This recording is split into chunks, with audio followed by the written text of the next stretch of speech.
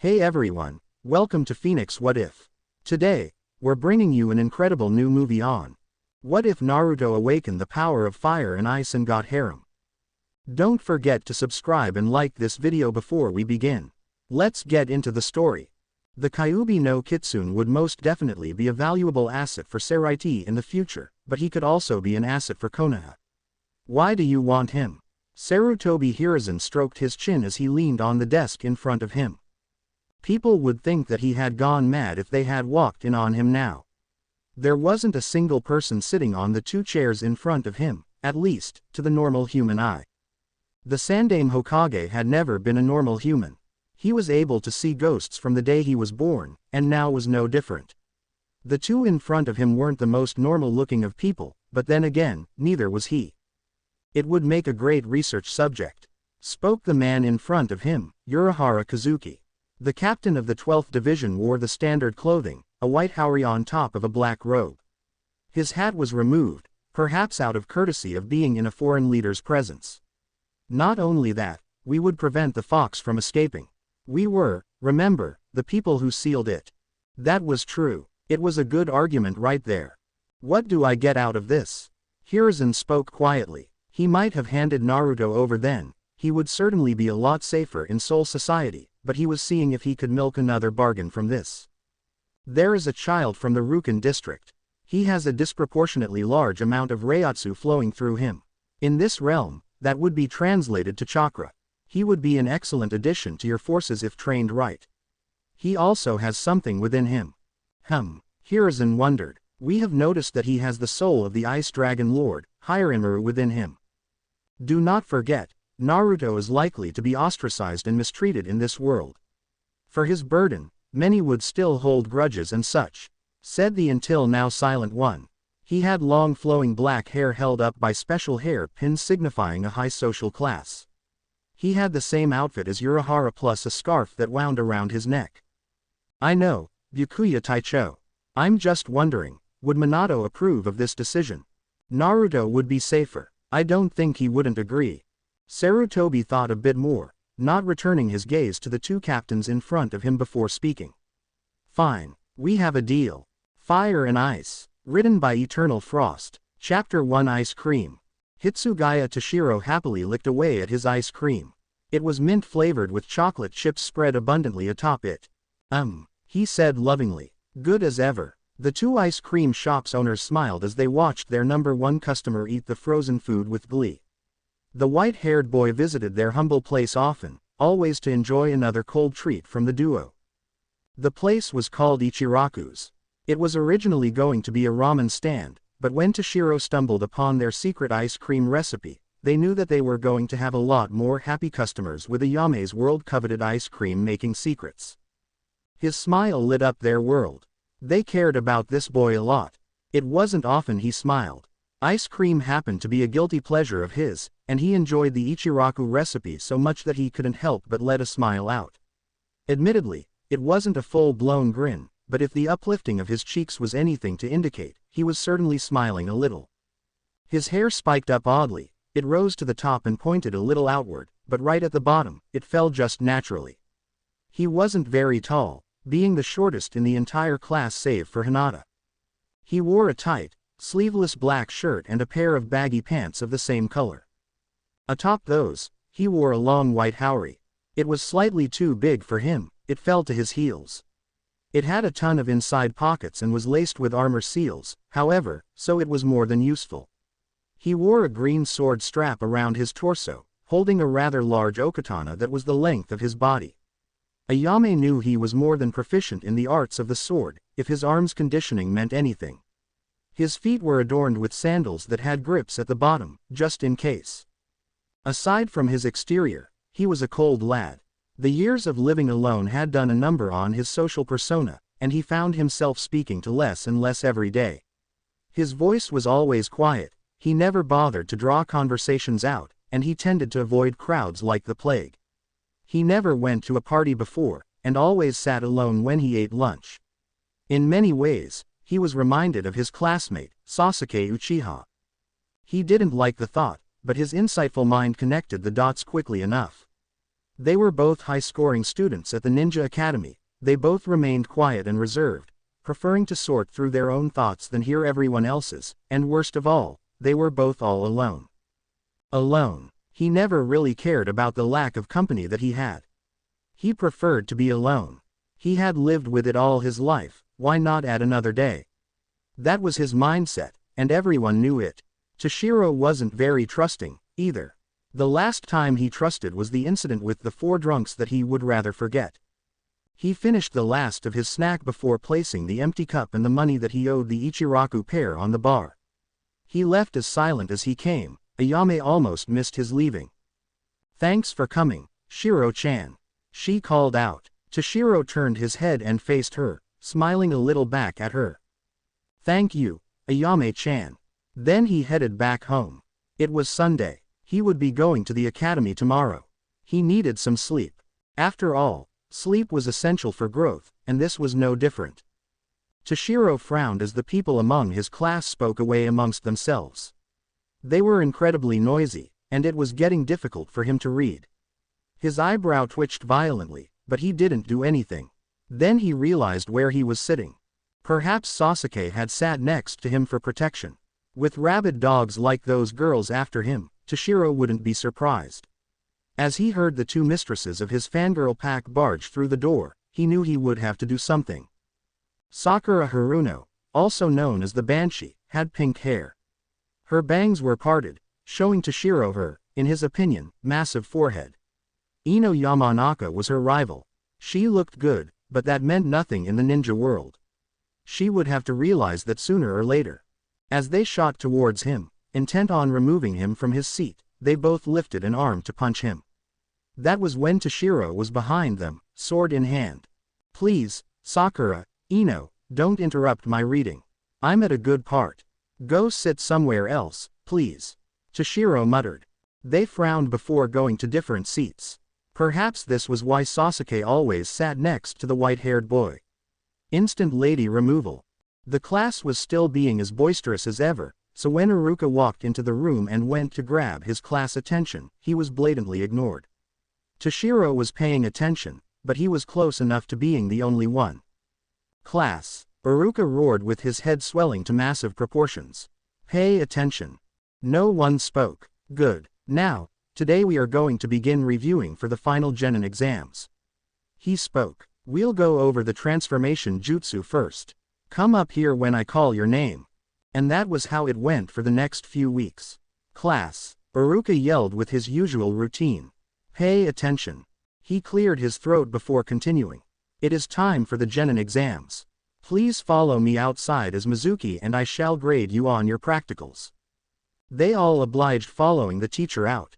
When Sasuke was up for shuriken throwing, all of his fan club was sure that he could do it. He did very well, getting a 9 out of 10 average. His kunai test was similar, as was his jutsu test, and his obstacle course. Toshiro didn't change his facial expression as he tossed his kunai at the target. Not all of them were dead center, but he had gotten a 10 out of 10 average. In other words, perfect. Sparring was easy for them. They were pitted against Mizuki, who watched as Sasuke walked up to him with a confident smirk on his face.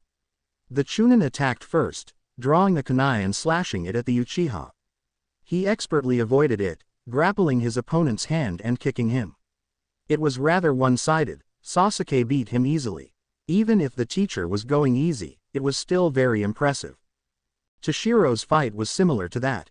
Mizuki opened up with his kunai charge, but the white-haired boy drew his sword and parried the attack, catching the weapon then delivering a sharp kick to his teacher's side. The thing that the boy was proud of was that he felt he was a rather generalized person. Although his ninjutsu and genjutsu skills were a little down, he more than made up for that with his taijutsu, kenjutsu, and his overall speed. His taijutsu revolved around kicks, mostly, since he would be holding a sword with his hands, they would be occupied. He knew some punches, just in case. His kenjutsu was his real pride and joy. He was top of the class every year in that subject. With his sword, he could beat many other opponents. Toshiro slashed at Mizuki, who sidestepped and threw 3 kunai at his student. The boy dodged and threw a few shuriken before charging at his teacher and throwing some well-placed slashes. Mizuki dodged back and tossed more kunai, only for them to be swiped out of the sky. Is that all you can do? Toshiro taunted, his inflection not changing a bit.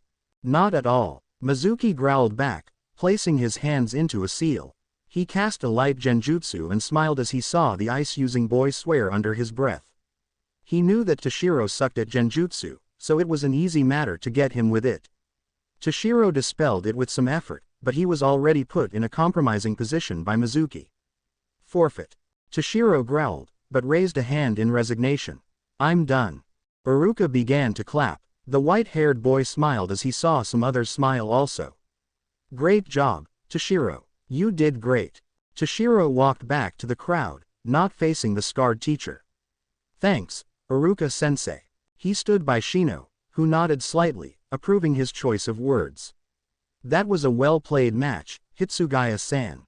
The other shrugged. It was okay. Everyone expects me just to use my sword. I have to generalize as much as I can to prove them wrong. The bug user adjusted his glasses.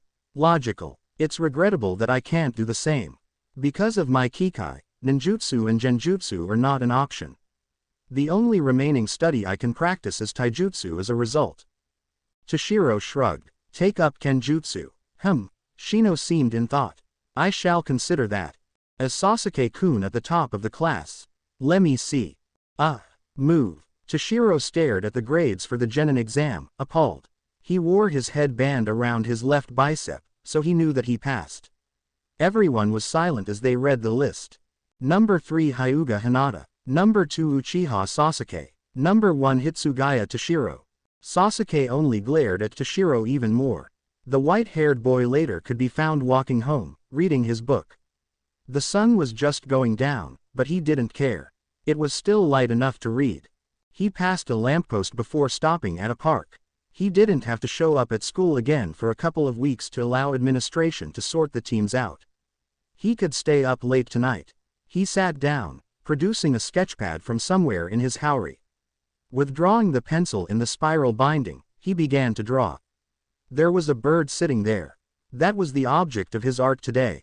He had been embarrassed when Ayame commented on his art. He still remembered the day. Toshiro had visited the ice cream stand after a long day of training. He had dropped his sketchpad onto the street. Ayame, who was passing by, picked it up. She was curious as to what was inside, so she opened it to see a, in her opinion, beautiful drawing of a sleeping deer.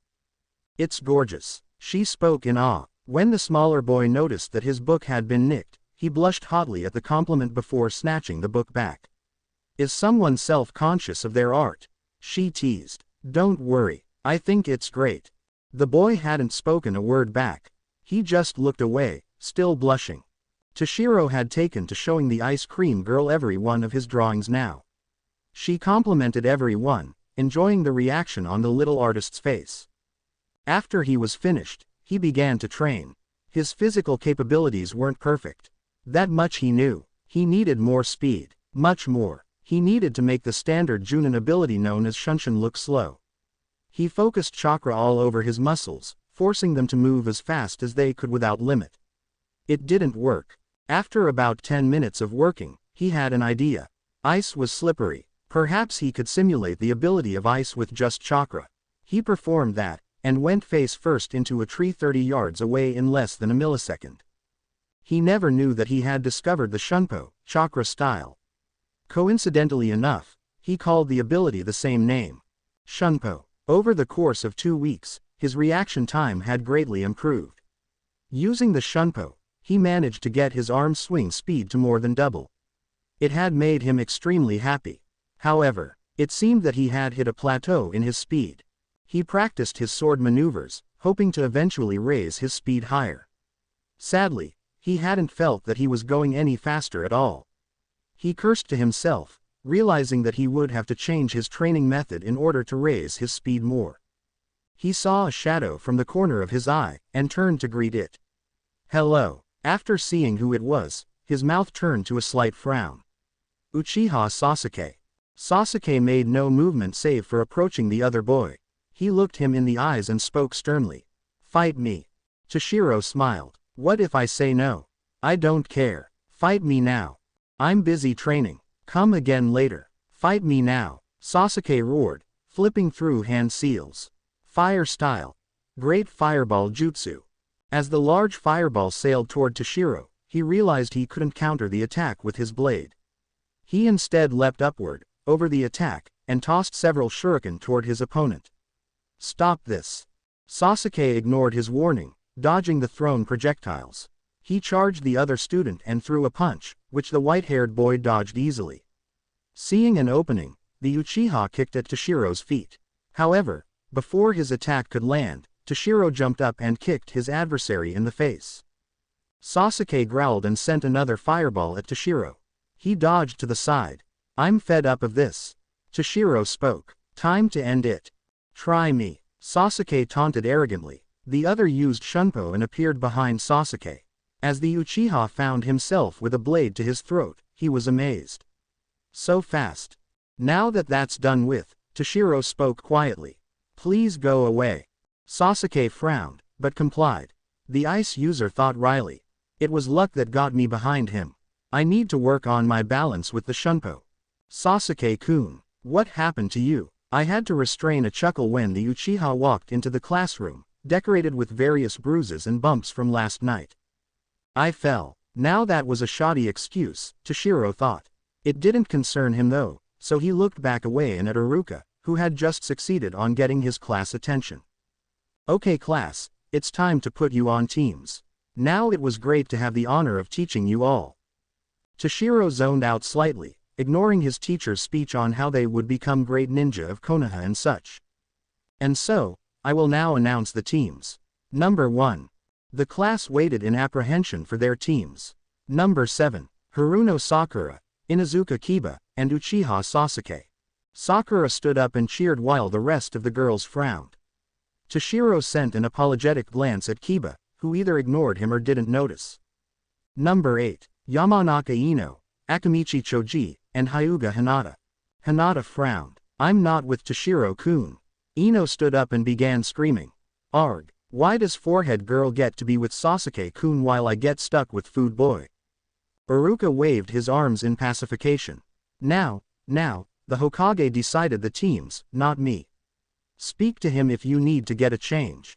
Now, since number 9 is still in active duty, we will skip to 10. Hitsugaya Toshiro, Nara Shikamaru, and Aburame Shino. Toshiro smiled. He could have gotten a worse team. When the teams were done being announced, he watched as a gruff-looking man with a beard came in. He wore a sash around his waist with the emblem for fire on it. He had a cigarette between his lips, but it was unlit. My name is Sarutobi Asuma. Team 10, please come with me. And so Toshiro, Shino, and Shikamaru followed. Asuma looked at his team with mixed feelings. They all were quiet in their own ways. Being the first to start a conversation, he sat on a bench opposite from the one that the other 3 sat on. How about we get to know each other? Tell me your likes, dislikes, perhaps a dream or ambition of sorts. And maybe some hobbies or a favorite food. Also tell me what your abilities are and some weaknesses we could work on. Shino twitched. It would be logical for you to go first, Asuma-sensei. One needs to know the enemy's abilities and weaknesses just in case. I'm Sarutobi Asuma, son of the 3rd Hokage. I like relaxing, serving my country, and my smokes. I dislike people who vouch that smoking is bad and I don't like troublesome women. I dream to become a ninja of higher caliber and fame than Hitaki Kakashi and my favorite food is barbecue pork. I specialize in using elemental chakra to form wind blades with my trench knives that can cut through just about anything. I think that my wind element can be easily exploited, however, and I could get hit by fire real bad. The other 3 nodded, but no one spoke. Asuma frowned. Quiet bunch, aren't you? How about you go next? Shikamaru, seeing that he was being pointed at, sighed. Troublesome. I'm Nara Shikamaru. I like watching clouds, and sleeping. I dislike, like sensei, troublesome women and people who feel the need to move all the time. I dream of becoming a mid-level ninja, marry someone who isn't too beautiful but not ugly either, and have 2 kids and retire early. A hobby of mine is playing shugi. In battle, I prefer to use my shadow manipulation to capture and immobilize opponents.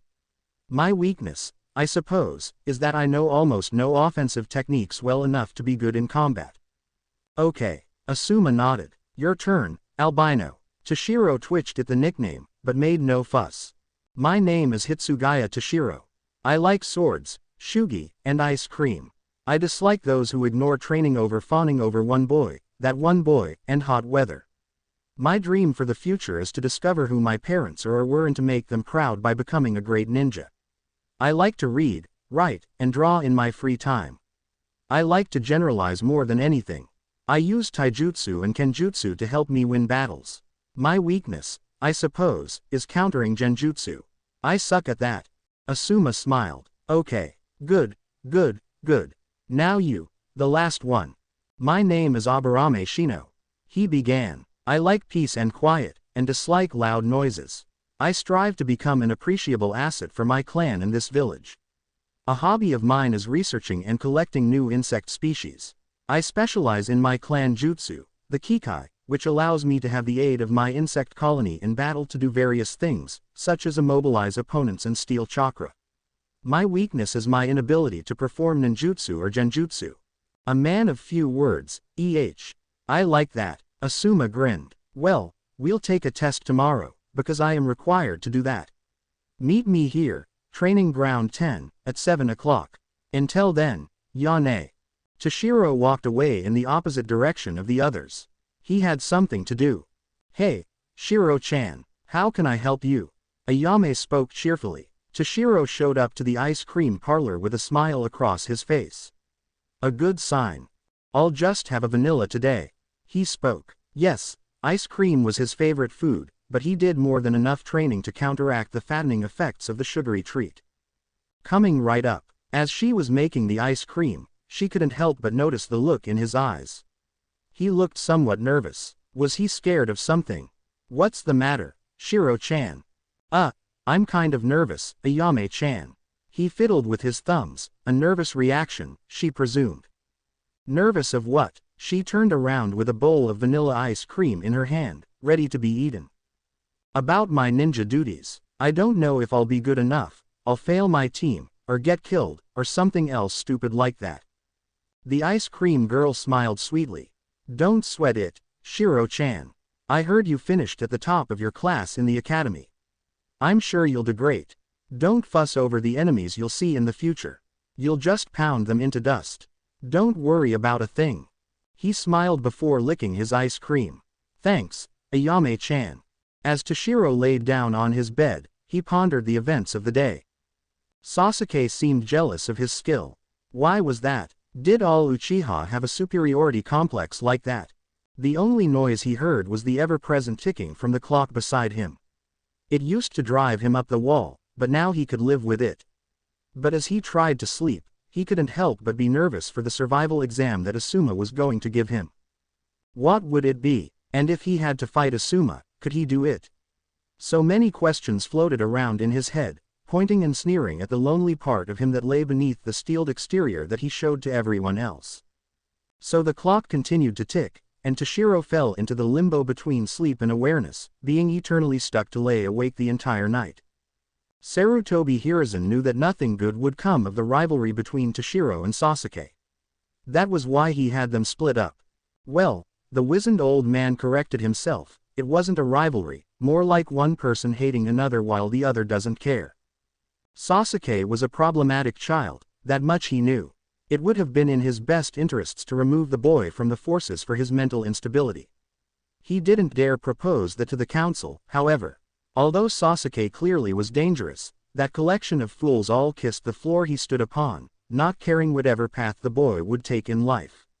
If he was to present that idea to the other political body of Konoha, he was bound to have lost. He cursed his own foolishness at letting the Council of Elders gain so much power.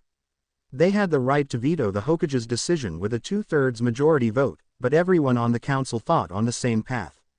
It made him want to pull his hair out. The Hokage feared that if he didn't intervene somehow, the wayward Uchiha would end up like another Orochimaru, a power-hungry fool hell-bent on revenge. He leaned back in his chair. Something had to be done. Perhaps it was time to take all of the stops. He pressed the button on his desk. Takana. Get me Hatake Kakashi. Tell him he cannot be late. The strange man known as Hatake Kakashi was currently walking down the somewhat eerie streets of the complex belonging to the late Uchiha clan. He had a grim look on his face. He didn't want to plant a seal on one of his students, but that's what the Hokage ordered. I don't want another Orochimaru on our hands, he said. You've seen how he acts. He is bent on getting revenge. He will stop at nothing to obtain power, and I fear that Orochimaru or some other evildoer will seduce him to his clutches. I understand totally, Hokage-sama, Kakashi stated, picking up the items in front of him. I will do this mission as you have requested.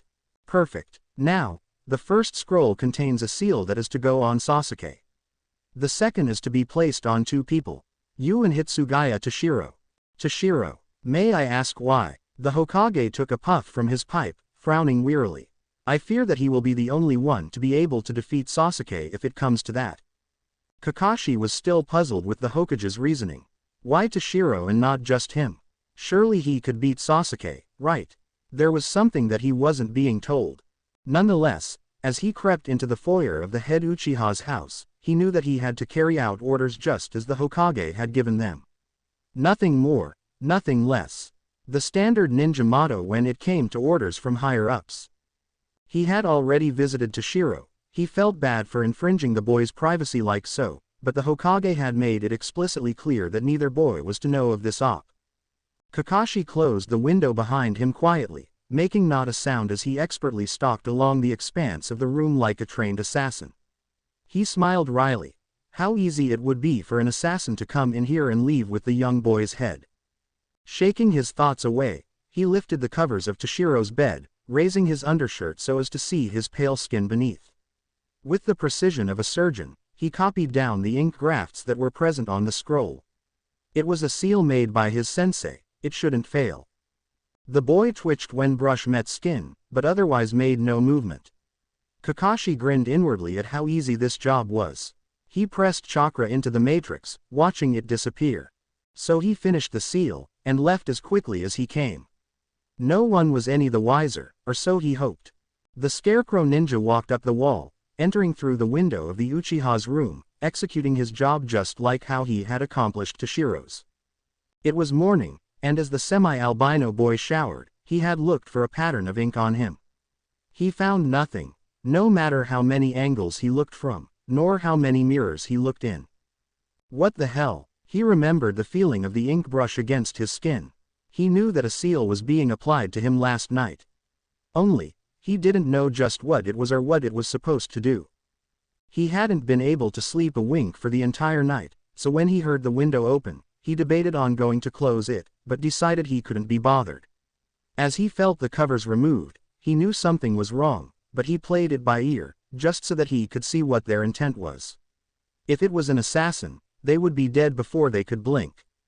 Instead of a blade on him, however, he felt an ink brush. When it began to move in various patterns, he knew that it wasn't just some lost artist looking for a canvas that happened to tour his room. Some sort of seal was being placed on him, and for the life of him, he wanted to know just what it was. As he figured that he would get nowhere just by looking for it, he continued setting himself up for the day, mentally preparing himself for Asuma's test. Training Ground 10 was currently filled with an atmosphere of nervousness. Even if none of the students knew it, Asuma did, and that was a bonus for him. Nervousness would screw them up. Okay, Team 10, it's time for a survival exam. Now, I didn't mention this before, but this is actually the secondary genin exam. He grinned. But don't worry, it's not that bad. Statistics say that 66% of people who take this test fail. He played on his students' nervousness, pleased with the results so far. Now, the test is different for every Junin. What we're going to do is play a game of tag. Basically, I'm it, and if I tag you, you fail. I'll give you a 5-second head start, go. And all 3 genin were gone into the bushes. Asuma obediently waited for 5 seconds before wondering where his students went. We need a plan to keep Asuma-sensei away.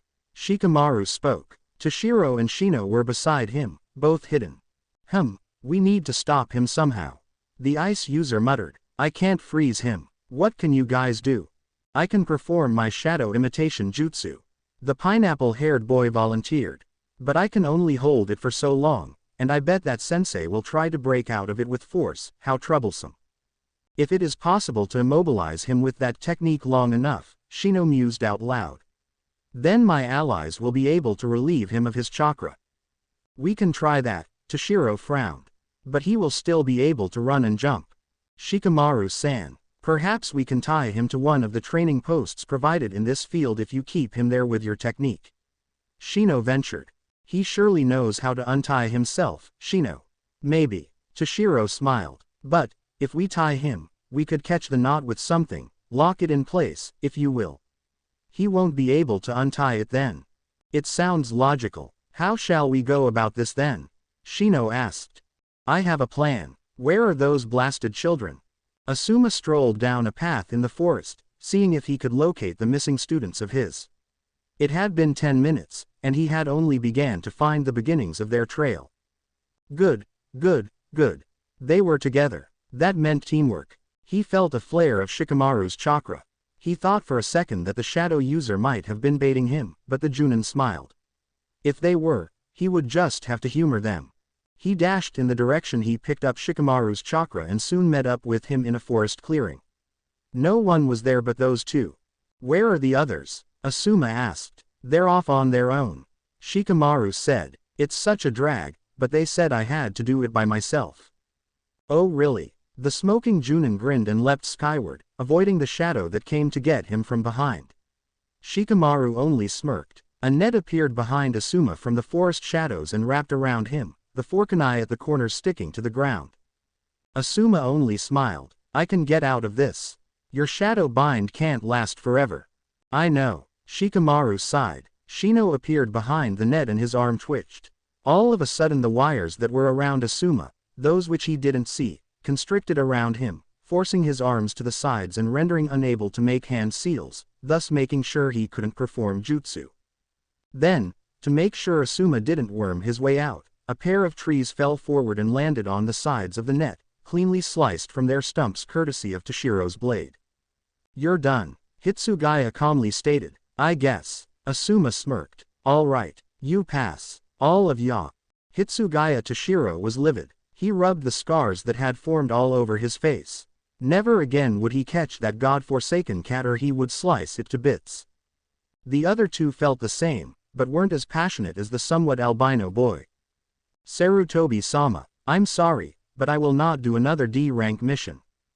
The Hokage looked at Toshiro somewhat shocked. He regained his composure an instant later, though, leaving no one the wiser.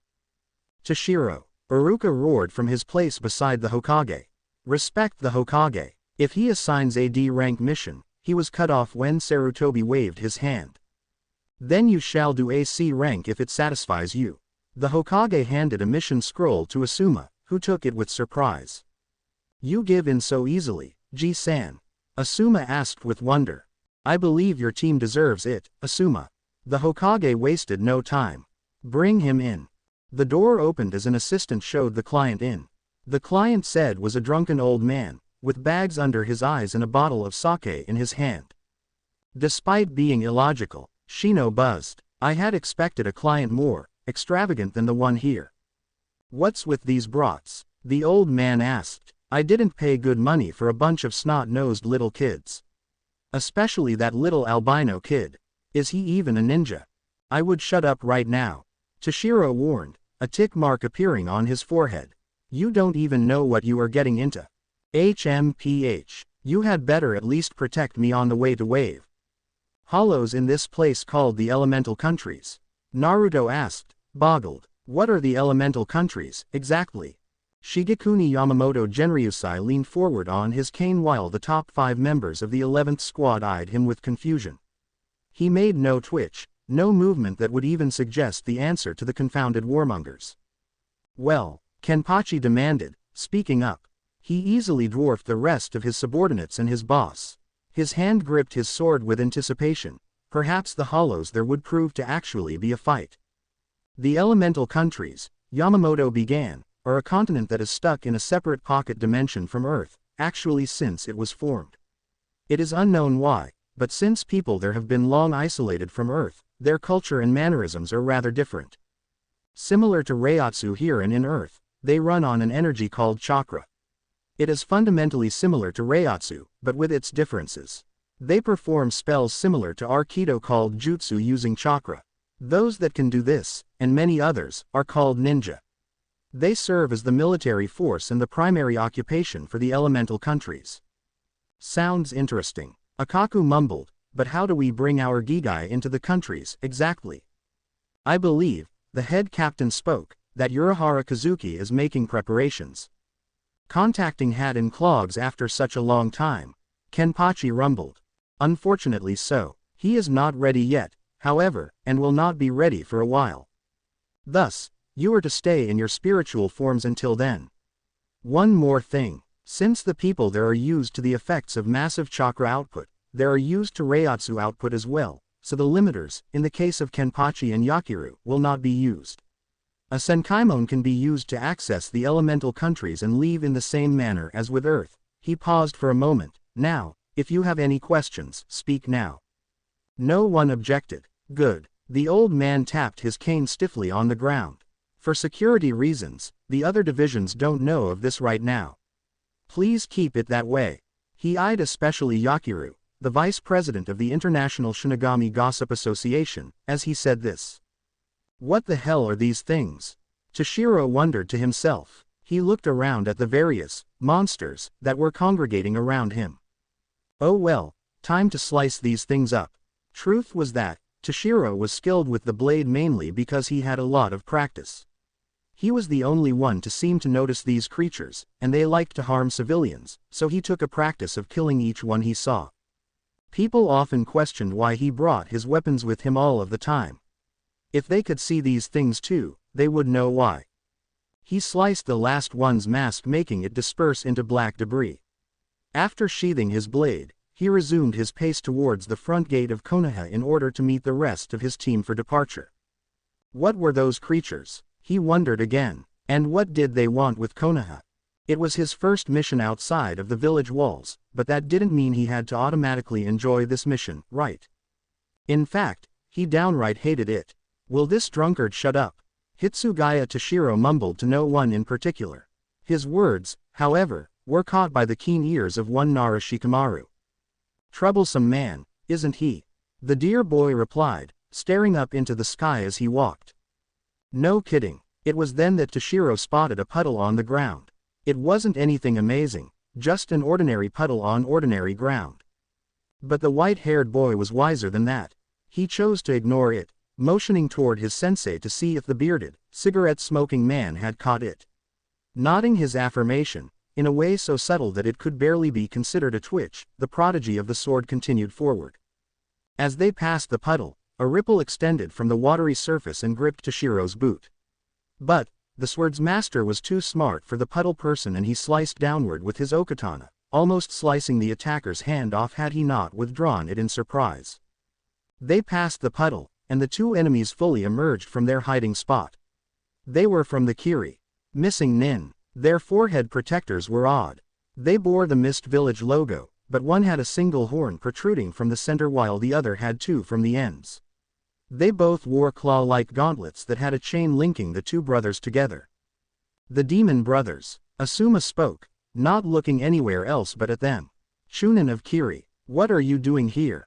That's for me to know and you to find out. The one with two horns yelled back. Nice sword, kid. The one with a single horn spoke. Almost got my arm there.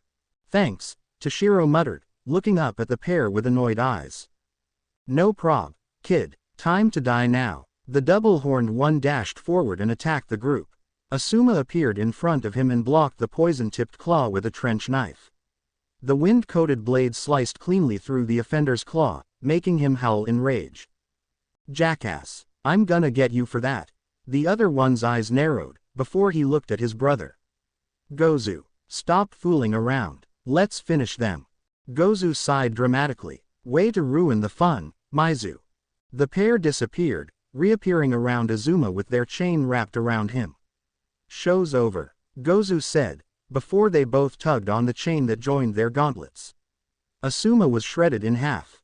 Oh shit, that had done it. All three of the team members looked on at the demon brothers with uncontained fury.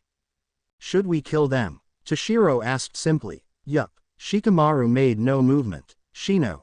We shall. The bug boy straightened up and put his arms forward.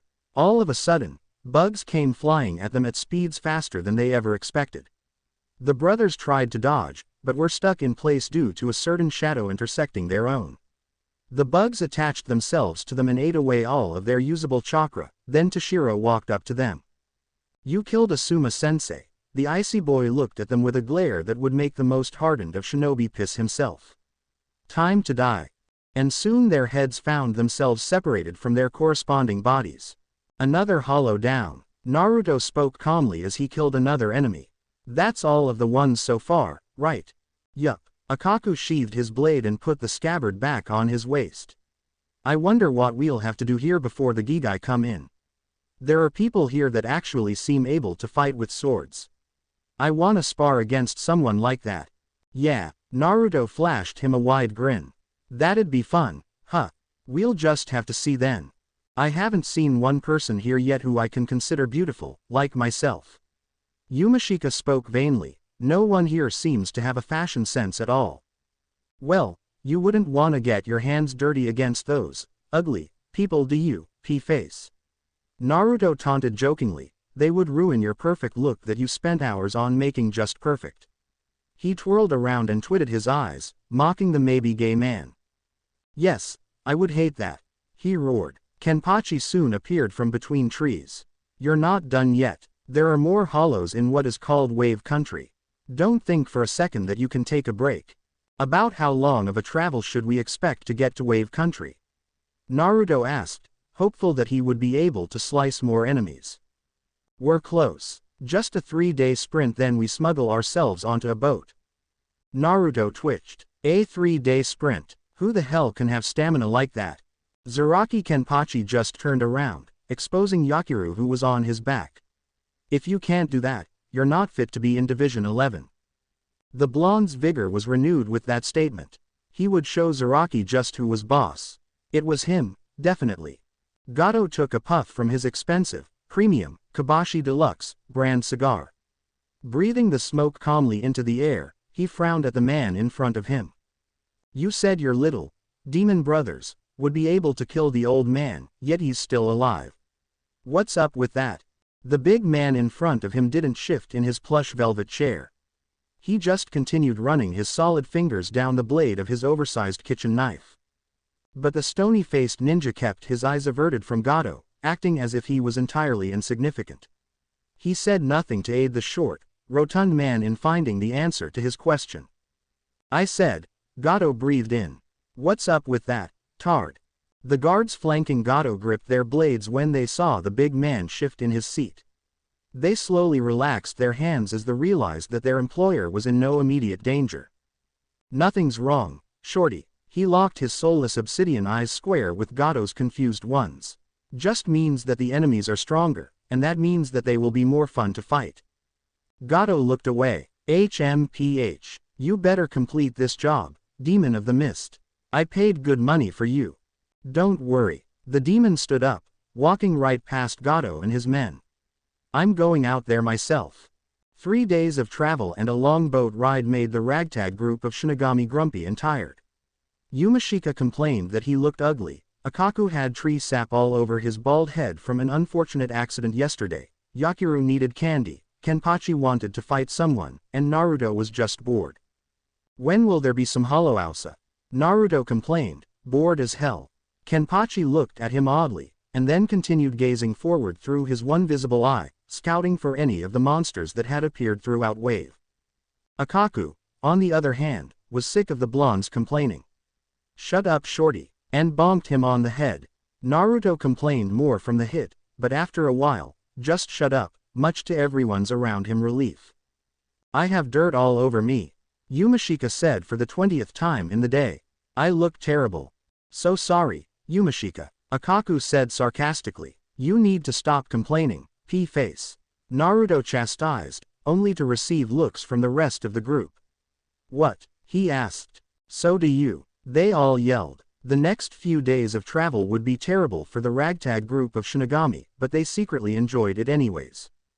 Duck, was all the warning they were given before a gigantic sword soared over their heads.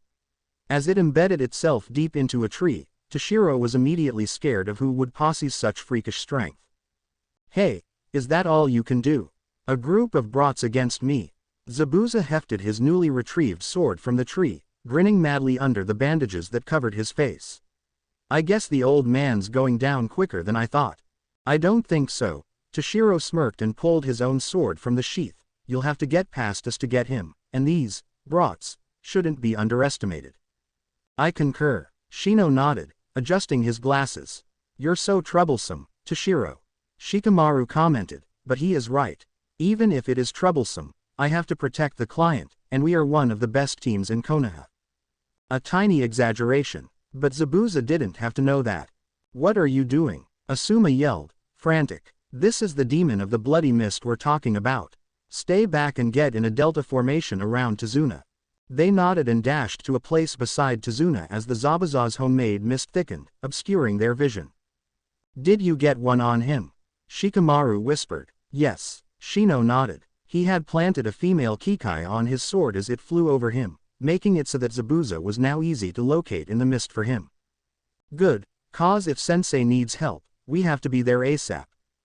Tazuna frowned. He didn't understand what they were talking about, but shrugged it off as weird ninja things and remained cautious inside of the triangle of genin. The trio of genin heard a yell of, wind style, great breakthrough, and felt relieved as the mist washed away, revealing the two Junin duking it out over the water. Zabuza got a hit in. A terrible bang came from the blunt side of his blade as he hit Asuma into the water with it. They knew that Asuma could make it out of the water, that is, until they saw a sphere of water rise out, containing their teacher inside. That's it. Toshiro gripped the handle of his blade tightly and said, you mess with sensei, you mess with us. Agreed. Shino buzzed. Yeah. Shikamaru nodded. Ha ha. Zabuza roared. Such cute little brats you are. You'll be great to bloody my blade with. 3 clones spring to life as the genin charged at Zabuza. They split up and took on 1 clone each, lightening their load. Take this. One of the Zabuza clones swung his sword at Toshiro, who dodged to the side and sharply kicked it to remove it from his opponent's hands, before stabbing it in the heart, effortlessly killing it.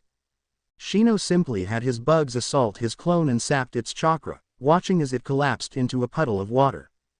Shikamaru caught its shadow using his shadow imitation jutsu, and had the clone stab itself. Zabuza took note of this jutsu as he was watching this. He would have to take extra care not to get hit like that. HMPH. Well done brats. Zabuza smirked, and then yelled, but each of those were only worth 10% of my original strength.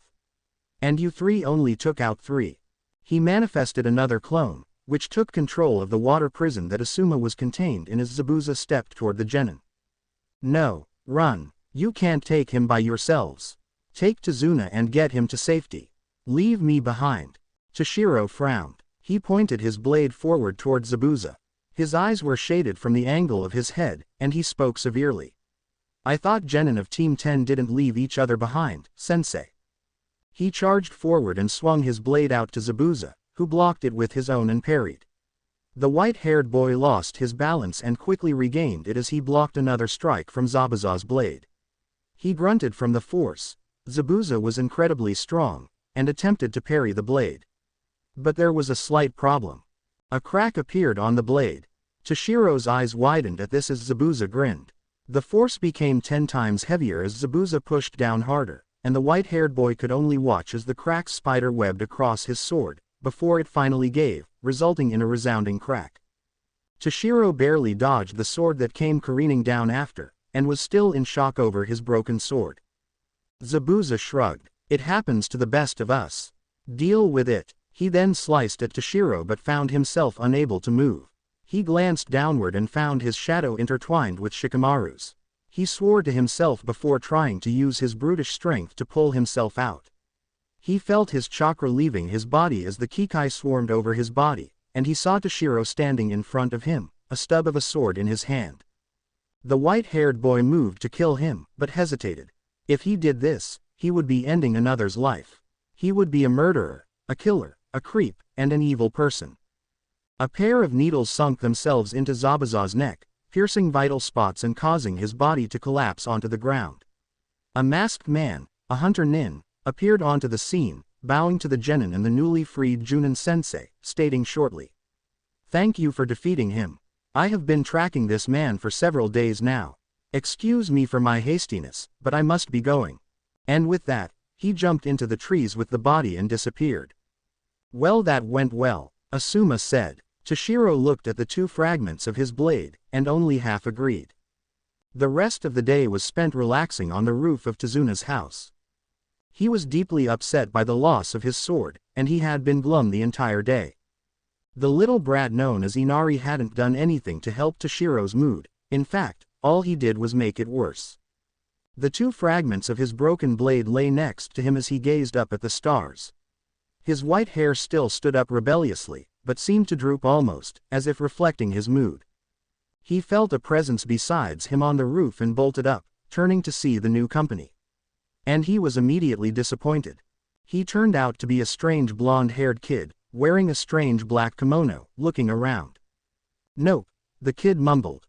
"No hollows here." Toshiro frowned. "Who are you?" The kid ignored him and continued looking around for these hollows. The white-haired boy twitched, and launched his foot forward, catching the kid with it and knocking him to the ground. "I said, who the hell are you?" Said kid was immediately shocked, and said the strangest thing. "You can see me." Toshiro blinked. "Of course I can. Is there any reason why I shouldn't be able to?" "Well, I'm a ghost and all." The kid rubbed the back of his head sheepishly, "so I assumed you wouldn't be able to see me." "I see." Toshiro spoke. The kid was surprised. Why wasn't he surprised that he was a ghost? "So, what's your name?" "Naruto." Namikaze Naruto." This surprised Toshiro. "Are you related to the fourth Hokage, Namikaze Minato-sama or something? You do look kind of like him." Naruto shrugged. "Probably some relative I never knew before I died." "So, what's your name?" "Hitsugaya Toshiro. Pleasure to make your acquaintance." Naruto bowed a bit, surprising Toshiro, who reluctantly did the same. "So, wanna spar?" "What?" "Well, judging by your arm's conditioning, you use a sword. And if I'm not mistaken, that's your sword right there, right?" Toshiro looked where Naruto was pointing. The two halves of his old blade. He frowned. "Yeah." He took one of his blades and offered it to Toshiro, smiling happily. "Well, you can use this one. I can fight single-bladed, so don't worry about that." "Sure, why not?" Toshiro said, grabbing the blade by the hilt. What happened next almost caused the young swordsman to drop the sword. It pulsed with energy. It felt hot in his hands. "Oh, don't worry about that. That's Kyuubi's spiritual pressure. He's got a lot of it." Naruto sheepishly rubbed the back of his head. "Kyuubi?" Toshiro asked, confused. "Wasn't that the demon that attacked Konoha soon after he was born?" "Yeah, he's my Zanpakuto. Kyuubi no Kitsune. He gets grumpy a lot, but he's pretty cool." He got into a ready stance and faced Toshiro in the eye. "Get ready, Toshiro-kun." Toshiro got into a ready stance as Naruto came flying at him. The white-haired boy blocked his blade and parried, flipping the blonde over him. He grunted under the weight. "Geez, this kid's heavy." He followed through with a quick stab toward the kid, who shifted his weight and dodged in midair. Naruto pressed his hands forward and landed on the roof, using his strength to spring away and land on his feet. He charged Toshiro again and, gripping his blade tight, slashed at Toshiro, who jumped and, striking Naruto's blade, knocked him off balance. Using this opportunity, he lunged at the blonde with a stab, but said recipient merely batted the blade away with the back of his hand. "What?" Toshiro thought to himself, shouldn't he have gotten cut? He saw the blood all over the blonde's left hand and realized the answer. He knew he would get cut, but judging by the grin on his face, he didn't care. "He fights like a barbarian," the snowy kid observed, dodging a stab to the left in the nick of time and planting a stab just like his opponent's, catching his back. Toshiro was worried that he had cut him too deeply, but when he looked through his torn robe, Naruto's cut was practically healed already. What is this kid?" He jumped over the kid's slash by his legs and stabbed forward. Naruto dodged under and stabbed upward. Toshiro's eyes widened, and he quickly put his hands together in the seal for Kawarimi and replaced himself with one of his original sword fragments. Naruto's blade came in contact with the shard and pierced it, shattering it to pieces. Shit, well, there goes any hope of getting my blade repaired. He couldn't blame the blonde, he had substituted it there. Naruto's eyes widened when he saw the shattered blade. Oh, he thought, I just killed my new sparring partner's blade. Not good, but how did he get it there? And how did he get over there? Naruto stood up, meaning to ask Toshiro about what he had just done, and apologize for the sword. Don't worry about the sword, Toshiro said calmly, it was my fault it broke, because I substituted with it. Naruto was surprised, this kid was admitting his own faults. There were nice people in this world then, huh? Toshiro gripped his blade tightly, getting back into a ready stance to resume fighting. Naruto did the same. I now see you worthy of wielding me. A cold blast of Reiatsu filled the area as Toshiro fainted. He woke up to a snowy field. The sky and the ground met the horizon in a pure shade of white. It was cold enough to freeze someone to the very bone, but Toshiro didn't seem to notice. He walked forward and looked around, intent of figuring out just where on earth he was. Over here, boy. Toshiro whipped around and immediately fell down. There was a real live dragon standing in front of him. This was a dream, right? This definitely was a dream. There are no such things as dragons, besides the elemental jutsu, of course. The dragon seemed to snort. Of course I am real. You were most certainly not dreaming either. Toshiro got up and bowed low. Gomenasai. The dragon seemed to laugh at this. Do not be so formal with me, child. I am, after all, a part of you. You needn't be so formal with yourself, correct? Excuse me, I am the manifestation of your soul, child. What is your name? Hey, I am Harem. I am the part of your soul known as a Zanpakuto. Zanpakuto. Hadn't Naruto said something about that? What is a Zanpakuto? It is the essence of your soul, child. And it is the blade that you can wield to save your purposes, your pride, from being blunted by the world. And that is exactly why I have called you here. What? I have called you here because of your selflessness. You care not when others break your blade, you see your own fault for it and know who is the innocent. But at the same time, you are one to recognize evil in its many forms, and I see the courage deep in your heart, the fire in your soul that is to fend off these evils. This is why I have found you worthy. But there is one last step. Toshiro watched as a man appeared before him, in place of the dragon of before. He had a blue X-shaped scar over his face, and wavy hair of the same color that fell to his knees.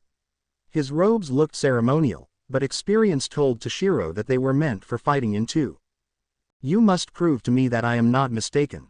You must establish your place as my master. Harem formed a blade in his hand made of ice. Toshiro's eyes widened as he dodged the dragon's thrust. He felt something form in his grip and briefly glanced at it. A blade just like Haremaru's rested in his hand. It was a large okatana that was the length of his body, but it was lightweight and sturdy at the same time. The odd part about the blade was the chain extending from the hilt. It was about 10 to 20 feet long, and at the end was a crescent-shaped blade, obviously meant for use as sort of a grip, or another weapon to be swung. The chain wrapped up his forearm and let the crescent hang from his back, over the large sheath that appeared on his haori. He registered this new addition, and blocked Haremaru's next strike easily, parrying the larger dragon and launching a stab, aimed for his opponent's ribs. Haremaru parried this and used the chain at the end of his blade to wrap around Toshiro's.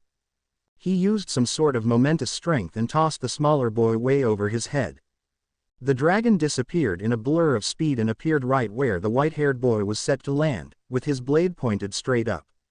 He would be cleaved in two if he were to land on that. He put his hands together for a kawarimi, but found that it wouldn't work in this place. As he flew closer to Haremaru's blade, he became increasingly frightened, and did the only thing he could. He stuck his blade out toward Haremaru's, and almost gasped when his aim was exactly right. His sword's tip touched the tip of Haremaru's exactly, and Toshiro used this leverage to bounce off and began a forward flip, running his blade through Haremaru's back. The dragon blinked at the sword sticking out of his chest, looked down, and smiled. I see. I am now at your service, Toshiro. He noticed that the dragon had used his name this time, rather than child. But he was too busy waking up to really notice the joy on Hiranmaru's face. Perhaps this master would be worthy after all. Resourceful, crafty, and unorthodox. This would be a unique experience. Kenpachi rubbed his forehead in thought, frowning. You say that a living person activated a Zanpakuto, Naruto. Are you sure you aren't crazy in the head? No, I swear I saw it. He saw it. We sparred and all. He could see me. The blonde-haired boy yelled frantically, waving his arms in the air and everything. I think you're a nutjob. The spiky-haired man laid down on the ground to rest. It was disturbing him. There hadn't been a single hollow sighted at all since they came to Wave. He was wondering if they had been given false information. No, that wasn't the case. Yamamoto, as old and senile as he might have been, still made absolutely sure that no one was pulling a fast one on him. Kenpachi knew that. The head captain was old, but he was the head captain for a good reason. He came back to his senses and noticed the blonde sparring with Akaku, again. He sighed. That kid was so hyperactive and fight-happy that he almost made Yakiru tame in comparison. Speaking of the little pink-haired girl, he almost groaned. He heard her bubbly voice in the distance, talking about flowers, peas, and beauty. She was with Yumashika no doubt. Ken-chan. He heard her call. Sighing, he stood up and made his way toward his small lieutenant. You need to tell P-kun that I'm more beautiful than he is. Kenpachi raised an eyebrow. I thought you didn't care about that. HMPH. He's being mean though, she said, facing a little to the side and putting on her saddest face that she could come up with. Yumashika looked at it and paled as Kenpachi's shadow suddenly seemed so ominous and dark. He turned up to see his captain's grisly face, looking down on him, giving the vain Shinigami a feeling of impending doom. Shoo, Kenpachi said, waving his hand. Yumashika took that command and doubled it, clearing the clearing in less than a second. A look of pure, unbridled terror etched across his face. Naruto looked at the scene with curiosity, suddenly halting the spar with Akaku. The bald man frowned, and looked in that direction and spoke. What's up? I dunno, Naruto said, distant. It's just so hot. Akaku jumped as Naruto fell to the ground with a thud. Good, I was expecting you, HM. He knew that voice. He knew it like the back of his hand. The maliciousness of the speaking, the way the tongue flicked after every sentence, it sent resounding clicks down the sewer-like passages of his mind. You again, huh, he spoke, tentatively. He acknowledged the demon who had served as his blade. What do you want this time? Nothing much. Is a light spar too much to ask for? Naruto turned around and saw the Kyuubi in its human form. A handsome young man with straight long red hair. The whisker marks on his cheeks were as prominent as Naruto's own, but they were thicker and blacker. He was taller than the blonde and carried the same two swords that Naruto had. The surrounding area changed to a single large circular platform over a pit of molten lava. The circle was balanced precariously on a finely sharpened point, meaning that the slightest movement would tip the circle.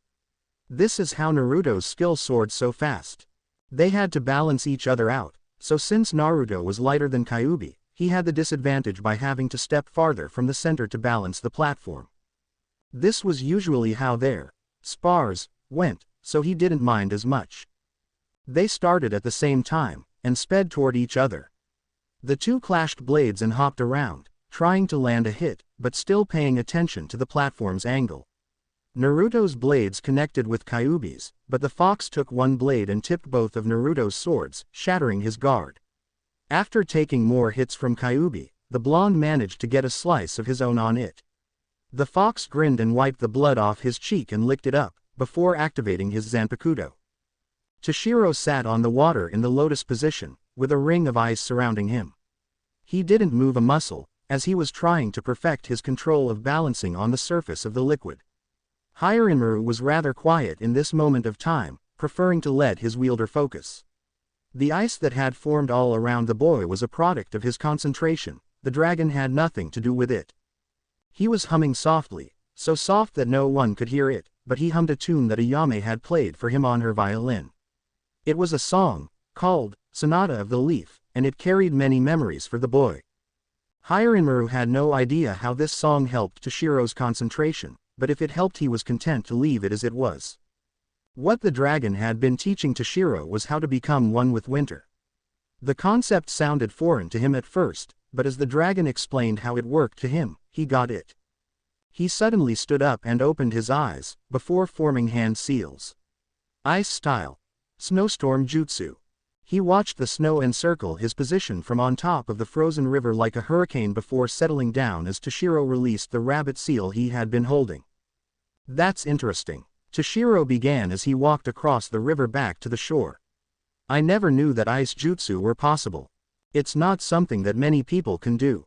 Harem spoke in, you just happen to be finely attuned to it. But you may find that fire-style jutsu are more difficult because of this. Seems like a reasonable trade-off, he said, as he picked up some snow in his hand.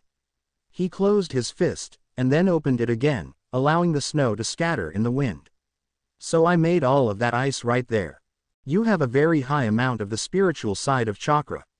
I used all of this spiritual power to finely tune your chakra into a more useful ability. You may notice now that your chakra feels like mine. It was true. His power felt cold and frigid, but it wasn't an unpleasant cold. It was more like the comfortable kind of coolness that people generally liked. But it probably was really much colder than that. He sat down on the ground by a tree, placing Harem beside him. He made seals and muttered, ice style, ice molding jutsu. A small ice ball appeared in his hand, collected from the water vapor around him, and morphed into a rose, which then morphed into a kunai, but settled back on a rose. He sighed. If only life was always this relaxing. Pardon me, he was interrupted from his thoughts by a voice. Toshiro looked and noticed a girl in a pink kimono approach. Toshiro stood up and offered his attention. Hello, my name is Toshiro. My name is Haku. The girl spoke. What happened here? She indicated toward the frozen river and the snow blanketing the grass. It doesn't usually snow here this time of year. I hope my herbs are okay. Toshiro's eyes widened, before he mentally slapped himself in the face. Of course, he shouldn't have done this in a field full of herbs. That was stupid. I'm sorry, he began, I was training here. She looked at him, her face in a questioning look. But why? You already seem strong enough. Why? Why did Toshiro train to get stronger? He mentally pondered this, and came up with a suitable answer for her and himself. To protect my friends. Haku seemed to ponder over this, and she then asked, is there someone who is precious to you? Only one person popped in his mind instantly, and that was Ayame from the ice cream stand. Then more people filled in the blanks. Asuma, Shikamaru, and Shino appeared in his thoughts, along with the third Hokage and Iruka. Haku seemed to notice this, and smiled. Excuse me, but I must be going now. Toshiro nodded as she began to walk away from the clearing. Oh, and by the way, she turned around and gave Toshiro the prettiest grin he had ever seen on a girl in his life. I'm a boy. As she walked away, Toshiro blinked. The prettiest girl he had ever seen turned out to be a boy. What was the world coming to? He heard Hirenru laughing inside of his head and ignored him, picking up the blade and heading back to Tezuna's cottage. The icy rose held its position by the tree. Naruto awoke with a headache. His body was sore and he was hot enough to be inside of a desert. Stupid bastard fox, stupid flames of hell or whatever. He sat up and immediately saw Kenpachi's stony face, which caused him to scramble over to the other side of the clearing. Taiko. Good morning, Naruto said from the other side. Kenpachi raised an eyebrow before shaking his head. He walked over to where Naruto was and sat beside him. Naruto. The blonde turned his head toward his captain. Kenpachi sighed. Your demon. Yes, I know what it is. Most of the higher-ups in Seraiti can tell that your Reiatsu isn't normal. In fact, it's a bit like a hollow's. Naruto frowned and looked down. He had hoped that that particular secret hadn't gotten out. But if it was so obvious. You shouldn't hide your Zanpakuto so much. Kenpachi said, looking at him. Kyuubi is insanely powerful, and you are quite experienced with its Shikai. Yes, I do know about that. Why do you think you made fourth seat in the first place? Naruto's eyes widened, but it slowly broke out into a grin. Sure, Taiko. Also, sparring is double for tonight. I'm not going soft on you. Naruto immediately lost his happy attitude and fell into a slight state of fear. Kenpachi made the Kyuubi look tame in comparison. He was in for hell tonight. Toshiro walked through the door of Tezuna's home with thoughts buzzing about his mind. Who was this person who spoke to him earlier? Haku, his name was. The swordsman frowned, before making his way to where he thought Tsunami would be. But in fact, in the kitchen, his entire team was there. Toshiro muttered. Bridge. Shikamaru sighed, and stood up, walking over to Toshiro. Toshiro, you're troublesome. You didn't come back last night, and we were all worried. I think Asuma-sensei was about to go looking for you. Toshiro looked guiltily at his commander, who just sighed. I just fell asleep after training, is all. He spoke, ashamed of himself for doing this to them. Whatever, troublesome people, Shikamaru sighed. Asuma stood up from the other side of the table and got their attention. Well, Asuma began, now that Toshiro was back, I think we have a bridge to guard. Toshiro nodded, and he followed the rest of the others out. The bridge, thankfully, wasn't particularly bad for wear. Tezuna was there already, and he rushed over to see them. There you are, he said thankfully. Do you think you can lend us a hand? Gichi and his men left us this morning. No problem. Asuma grinned. He indicated to his students. We'll do anything in our power to help you. Thank you very much. Tezuna smiled. I guess we have some stuff to do now then. Aw man, Shikamaru ed. What a pain. Some time into the labor, Toshiro could be found aiding several men in the transport of several beams. The people working with him were amazed that the small boy didn't break a sweat as he lifted the beams, which were taller than him, across the bridge, 2 at a time over each shoulder. I underestimated you, kid. One of the men said, smiling. You're pretty strong. He himself was carrying as much as Toshiro, and they both were talking on the way to the other side of the bridge. It's in the job description, I guess. Toshiro replied. He smiled then. Well, I also practice swordplay first and foremost, so I suppose that helps also. MMHM. The man said, looking to the side. Being a ninja must be pretty cool. I had a cousin who moved to Water Country to be a ninja there. How is it you do all of this crazy stuff? We train hard, for a really long time too. Ninja duty is pretty much our entire life at this point, I think. Toshiro put his beams down by the end of the bridge. We have to be the protectors of the people. Or so our Hokage says. But we also have to fight wars and do the stuff that people don't want to do so other people who run different parts of society don't have to. I guess we're just another thing that makes people tick. The man nodded, slightly intrigued by Toshiro's mature standpoint. You seem to know a lot about how this works. Yeah, I studied this in the academy for a long time. Toshiro said, I know that by the time I finished the curriculum, I was ready to give anything for Konoha. I hope that doesn't sound like I've been brainwashed, he said, raising an eyebrow at his own slip. So, do you fight and all? Toshiro nodded. That's what happens when two villages or parties want conflicting things. You come from Konoha, right? They say that's the most powerful of the hidden villages.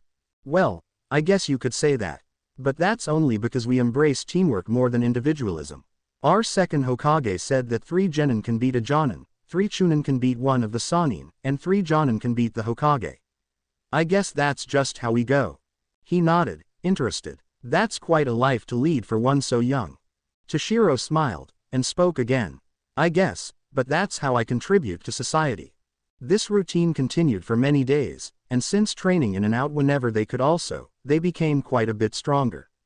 They were currently eating dinner at Tezuna's house, and enjoying it wholeheartedly. Tsunami, the pleasant woman she was content to see her guests eat her food and she would stand by the sidelines, insisting that they treat her home as if it was theirs. Inari, of course, wasn't pleased at all with that, but his mother quelled any argument. This is delicious, as usual, Tsunami-san. Thank you for the meal. Shino spoke politely. The others nodded in seconding. Tsunami smiled and blushed. Why, thank you, Shino-kun. They continued eating, and as the plates were cleaned, Tsunami took them, saying that her guests didn't need to clean up, and she washed them up. What a nice woman. Toshiro thanked her for the food again, then announced that he was exhausted, and he went to bed early. Inari gave him the darkest of looks as the white-haired boy passed him, but Toshiro didn't pay attention. Toshiro's been tired a lot lately, Shikamaru observed, but this is the most tired I have ever seen him. Asuma nodded. He's been training with his sword all day today. It just means that he's taking this job seriously. Toshiro can handle himself. Shino spoke, glancing at Shikamaru through his sunglasses. Shikamaru sighed. They had left Toshiro at Tazuna's house to rest after whatever training he did. It seemed intense, and Asuma was willing to let him fly solo today. Yes, I know, but, so troublesome. Shino barely nodded. It's good that you care for your comrades, though. But I wouldn't be so upset. He is the rookie of the year for a reason, after all. Yeah, Shikamaru nodded, hands in his pockets, walking to the bridge. Asuma looked back at his two students, who both seemed to be slow today. Come on, guys. And here I was told that kids were usually more energetic than adults. Troublesome, was all that came back. When they made it to the bridge, they recoiled at the sight. What? Tazuna spoke up, for the first time since leaving, and dropping to his knees. My people. A laugh could be heard through the thickening mist that blanketed the area. Oh, those were your people. My bad. Hey, maybe not. Asuma immediately recognized the voice. You again. I knew it was too good to be true. Hey, you sound disappointed to see me, Sarutobi. Zabuza grinned beneath his facial bandages. There he stood, this time, in a dark jumpsuit, by a younger ninja. The hunter Nin. I underestimated your students before, but I won't make the same mistake again. Oh, you won't, because this time, you'll still be fighting me. And let me tell you this, I have the power of wind on my side. There's nothing I can't cut. Hey, Zabuza's face made an unreadable expression. We'll see. Asuma immediately gave orders. Shikamaru, guard Tazuna and restrain any enemy that gets too close. Shino, take out the fake hunter Nin. Both boys nodded, and leapt toward their targets. Zabuza grinned, and spoke bloodthirstily. I guess that means you're the first to die. We'll see. Asuma countered. Meanwhile, Shino faced off with the unknown hunter Nin and used his bugs to parry the effeminate boy's many Senbon attacks. However, he was steadily losing numbers because of this, and he decided to change his tactic.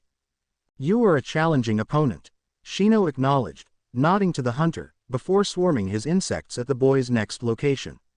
The Aburame guessed right, and the masked Nin was surrounded by chakra-draining parasites. As are you. May the best shinobi win this match. Ice style. Ice spikes jutsu. The masked Nin burst into a ball of ice spikes, and Shino only barely maneuvered his hive away in time. Good move. Shino directed his swarm to the next appearance of the boy, preferring this time to simply harass him with his insects and close in with taijutsu. The hunter proved to be a pro at blocking, and used many ice techniques along with his hands to block the many attacks that Shino launched. The bug user was quickly becoming agitated at the endless march, but did not let up on his attack. When his opponent used the ice spikes jutsu again, Shino became cautious. When the masked one appeared again, before Shino could attack again, signed for another jutsu. I regret having to resort to this, but if Zabuza-sama wants you dead, it must be so. Secret jutsu. Crystal ice mirrors. Rectangular panes of glass formed around Shino, in 2 rows around, before closing the dome with a single mirror at the top. Instantly, as the masked Nin stepped into the mirror, images of him appeared on all of the other mirrors. Then came the Senbon barrage. His supply was deep, and Shino spent a good while dodging his weapons. Although he was known for his keen mind, he wasn't entirely sure of what to do here. He was at a severe disadvantage, and he knew it. Outside of the mirrors, Asuma faced off with Zabuza. The wind user was battling with trench knives, while Zabuza used his massive cleaver, along with his massive repertoire of water jutsu. Asuma used many wind jutsu to combat them, before putting the spice onto the battle. Let's see your sword block this. Asuma grinned as he focused his wind energy into his trench knives, making them glow with super sharpened chakra. The bearded Jonin hacked away at Zabuza, but something wasn't right. Wind chakra should cut through anything. Even the steel of Zabuza's cleaver. Hey, noticed, have you? Zabuza spoke smugly. Asuma's eyes widened. Zabuza's sword was glowing with the same energy that his trench knives were. Just because I come from water country, does that mean I have to be water-natured? Asuma frowned. His usual ending technique that he was famous for was blown like that. That's not good. Wind style. Infinite blade jutsu. Zabuza noticed the impending chakra around him, and quickly threw his sword away before performing a switch with it, making the wind-resistant blade take the damage from the scary jutsu that the Jonin had used. His blade hadn't taken damage, thankfully, so he used a water whip jutsu to recall the blade back to him. What a scary technique, Asuma. Zabuza acknowledged, but that can't be your best. If you think that's my best, then you'll surely lose this fight. Asuma was looking to his surroundings surreptitiously, and noticed that Shino was having problems within that peculiar dome of ice. He couldn't order Shikamaru to assist him lest he leave Tazuna open, and he couldn't go or else Zabuza would mow down his student and the client. This was bad. If only Toshiro was here. Toshiro woke up to a lot of racket happening in the house. He listened to it, then cautiously got dressed and grabbed Harem, placing the blade onto his back. He twisted open the door and walked down the steps into the foyer. And upon seeing the current sight, he was startled. We'll only take you hostage. Your brat can live, with a broken leg of course. If you lay one finger on my child, I'll bite my tongue and bleed to death. Then what'll happen to your hostage? What was happening? Two men stood at the opposite end of the room from a quivering Tsunami and a crying Inari. This was not how the morning was supposed to go.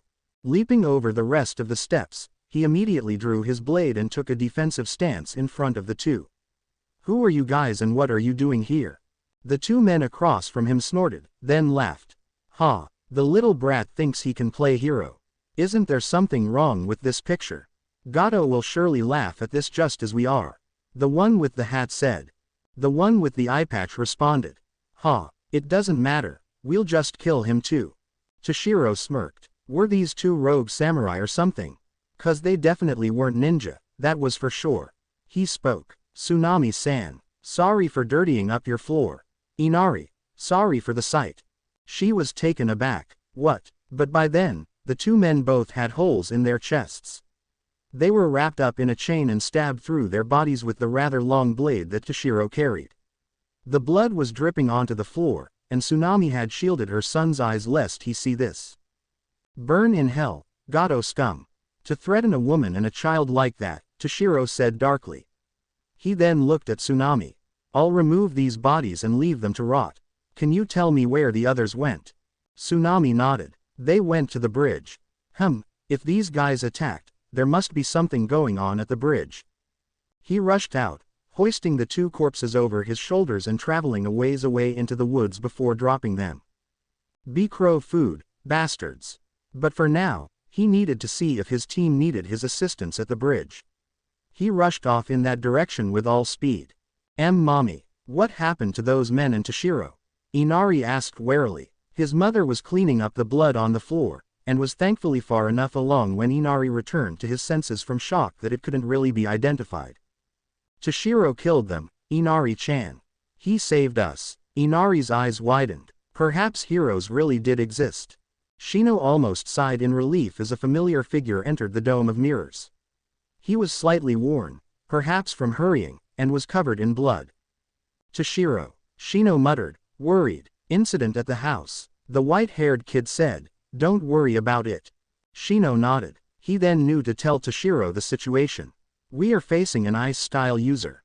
He uses Senbon and can attack from each of the mirrors with great accuracy.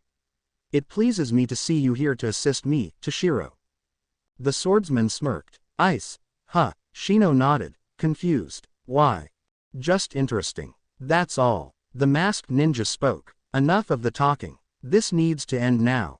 I shall attack more intensely than before. He threw multitudes of Senbon out into the arena. Ice style. Snowstorm jutsu. Toshiro created a swirl of snow and made it circle around him and Shino, knocking all of the incoming Senbon off course.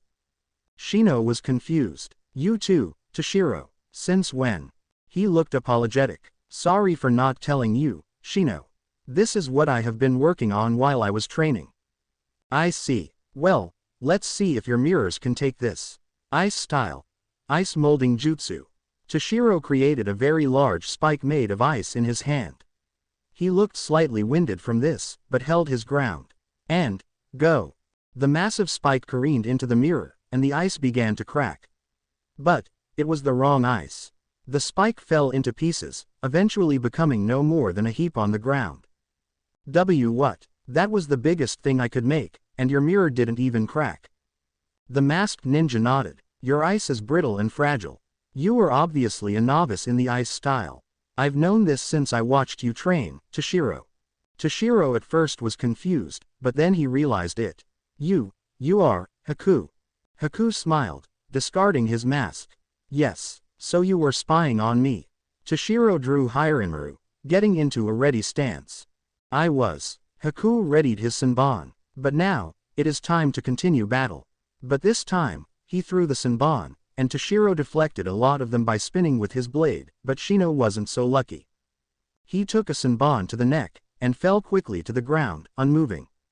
Toshiro's breath hitched. He was dead, his eye narrowed, and he held Harem in front of him, calling up energy. You killed my teammate, a friend, you, sit upon the frozen heavens. Harem. Haku's eyes widened as Toshiro's blade took the shape of a crystalline dragon. The dragon was completed, and it roared. He felt the temperature drop many degrees. His opponent was serious. Die. Toshiro spun his blade and the dragon began to destroy every mirror in the structure that Haku created, knocking the nin out and grounding him. Instantly, Toshiro was above him, with his blade over Haku's heart. Kill me, Haku whispered. Toshiro hesitated. What? I am no longer useful as Zabuza-sama's tool. I am now a broken weapon, and broken weapons get disposed of. You have won. Please, end my life. No. What? I won't. I can't kill for revenge. Toshiro spoke, regaining his senses. It won't happen. It will violate my swordsman's code of honor. Haku smiled wryly, feeling no urge to move. There is no place for honor among ninjas. Then I will make one. Haku laid there. In an abrupt movement, the ice user reached into his coat, producing a scroll and handing it to Toshiro. My bloodline jutsu are in that scroll. I had written that in hopes that my heritage not be eradicated. Please, take it and finish me off. Why? I am no longer useful.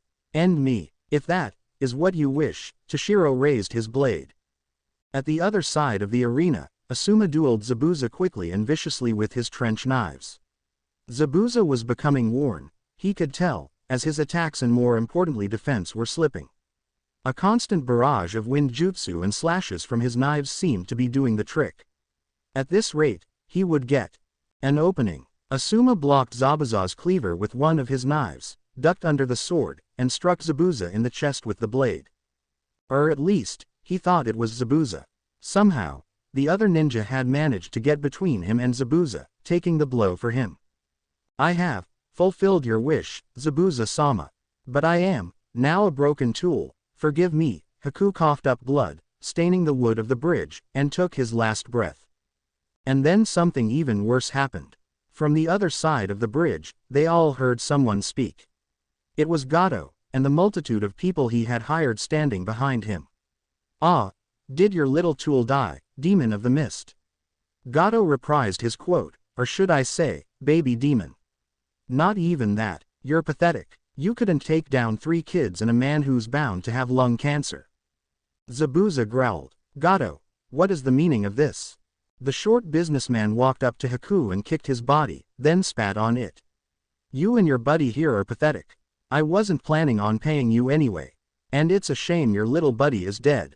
He'd make a good slave, wouldn't he?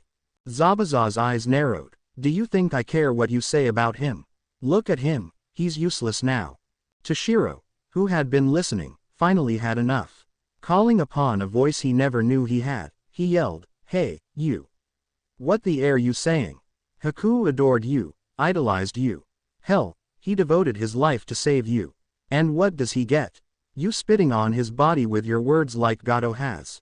Is that it? Is that all you are? Where is your honor as a swordsman? Tell me. Zabuza looked down at Haku, then back at Toshiro. Kid, there is no place for honor in the shinobi world. But, I suppose you're right on this one. A tear managed to escape Zabuza's eye. Perhaps I was wrong, and you, he turned to Gato, will pay for this. He looked at Asuma. Our fight is over. Wait, I can give you anything. Power, money, women. Name it and it will be yours. The only thing I want. Zabuza hoisted up his blade, is your blood. Gato was parted cleanly into 2 pieces. Oi, that guy just killed our meal ticket. What the hell? I am. Zabuza looked at Toshiro. Prove to me your ability as a swordsman. Most kills wins. Toshiro looked at the crowd. He hated to be ruthless, but these people deserved it for desecrating the Wave Nation as they had. Fine. The 2 disappeared as they eliminated the small army. Asuma frowned at them, but didn't comment on it. Shikamaru, come here please. Shikamaru came closer to Asuma, clearly slightly shaken by the events.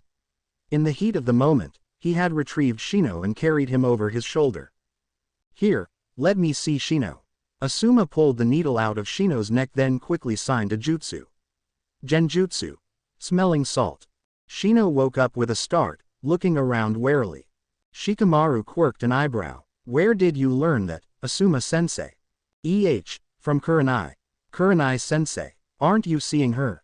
Asuma blushed madly. What? And no. In the distance, arguing could be heard. Face it, you albino midget, I won. What? Albino midget? At least I'm not an eyebrowless freak. It was a sobering event from the temporary cheerfulness that had inhabited before as the group buried Haku's body into the ground at the top of a cliff overlooking the sea. Zabuza was quiet as the sticks, a makeshift cross, were put into place, and he had turned away from everyone.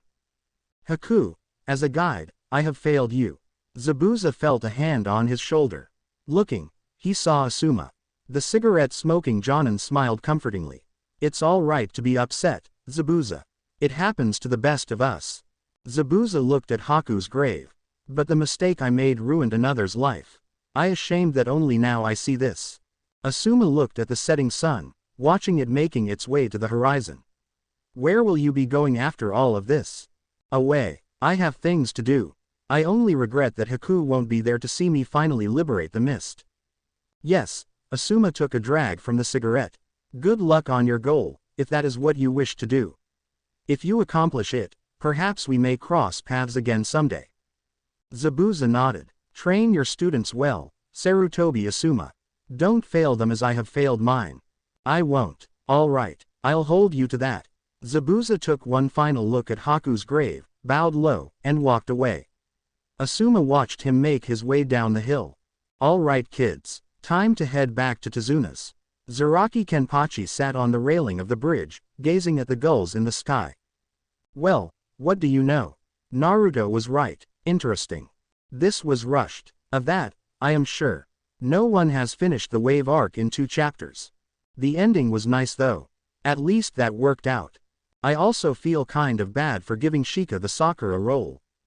Oh, and I made the chapter a little longer as a somewhat inadequate bonus for those who waited for me to update. Yes, I am slow at updating, I know that. I hope to fix that one day. And I also made a fail for Toshiro's height. I took the liberty of correcting that in the previous chapters. Thanks to Lightwarrior 4 for pointing that out. And for those of you who were confused at the perspective switching between the Soul Reapers and ninjas, well, that'll resolve itself eventually I hope. And the site ate my section breakers. Blarg. I have to use those bad ones that barely work now. Well, until chapter 4, see ya. Hopefully that comes quicker than before. When Kenpachi came back, he looked at his group. They all seemed to be in discontent of sorts. Bored, maybe, that was probably it. No hollows then, since I left. Akaku shook his head. I think that whatever attracted the hollows here is gone. Kenpachi looked around, and, feeling no hollow signatures at all, nodded. All right then, I guess it's time to go back to the mainland and look for hollows there. They all nodded, and they began to travel with their captain, intending on making his way to the new bridge as it was now complete. Say, Captain, Naruto broached. Kenpachi looked at him. Why do you think the hollows are popping up around here anyways? Kenpachi looked ahead. I can't say I know. The ninja here have a lot of energy, though. I guess they came here to feed on it. That sounds right. Naruto nodded. He looked ahead. Hey, aren't those the ninja you were watching? Kenpachi nodded. Yeah, they are. Oh look, there's Toshiro too. As Naruto charged off to talk to him, Kenpachi grabbed the back of his collar. No, we don't need to let them know of us any more than when you sparred with him. But no, Naruto. Kenpachi looked at him sternly. Ahead they noticed Toshiro look back at them and stare in wonder. When his friend with the ponytail looked back in confusion, the white-haired boy just said to him, I thought I saw something. Troublesome. The one in the trench coat remained silent, and their commander didn't even look. Come on boys, quit slacking off now. Right, sensei. Kenpachi looked at Naruto. See, they didn't even notice us. I think Toshiro definitely saw us. He just doesn't want to tell anyone. After a while of walking, the group of ninja paused for the night and began to set up camp. Toshiro set up his tent, meanwhile looking at the sketchbook that lay halfway outside of his backpack. Haven't drawn in a while. There might be something to see here. Shikamaru grumbled something about troublesome as he crawled into his tent, intent on not taking first watch for the night. Asuma came back with some freshly caught fish from the lake through the trees and he set them over the fire. All right boys, food's here. Shikamaru, get your ass out here. He said lightly. As they encircled the small fire they watched their meals cook. Since stealth wasn't of importance anymore, as they were in fire country now, they didn't need to cover the flame. They chatted amicably, but Toshiro's thoughts were on other things. Those guys on the bridge. Naruto was with them, but he didn't recognize the others. He had known they were there for a while.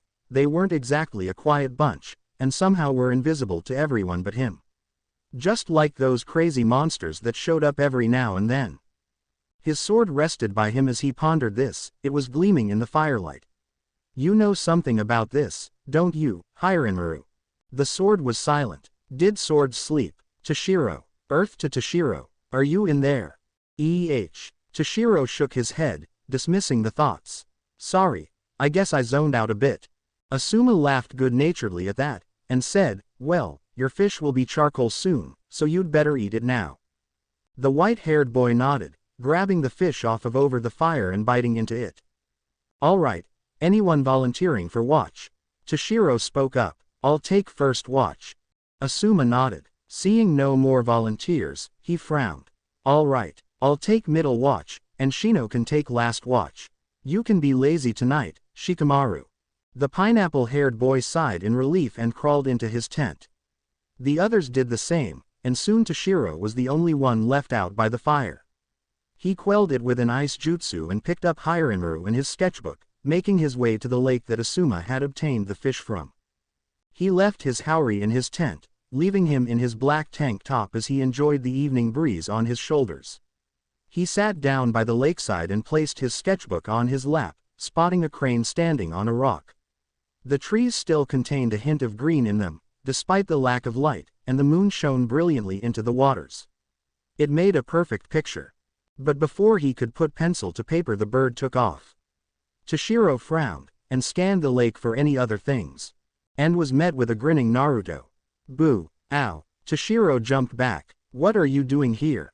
Me. Naruto spoke, pointing his thumb at himself and grinning stupidly. Nothin'.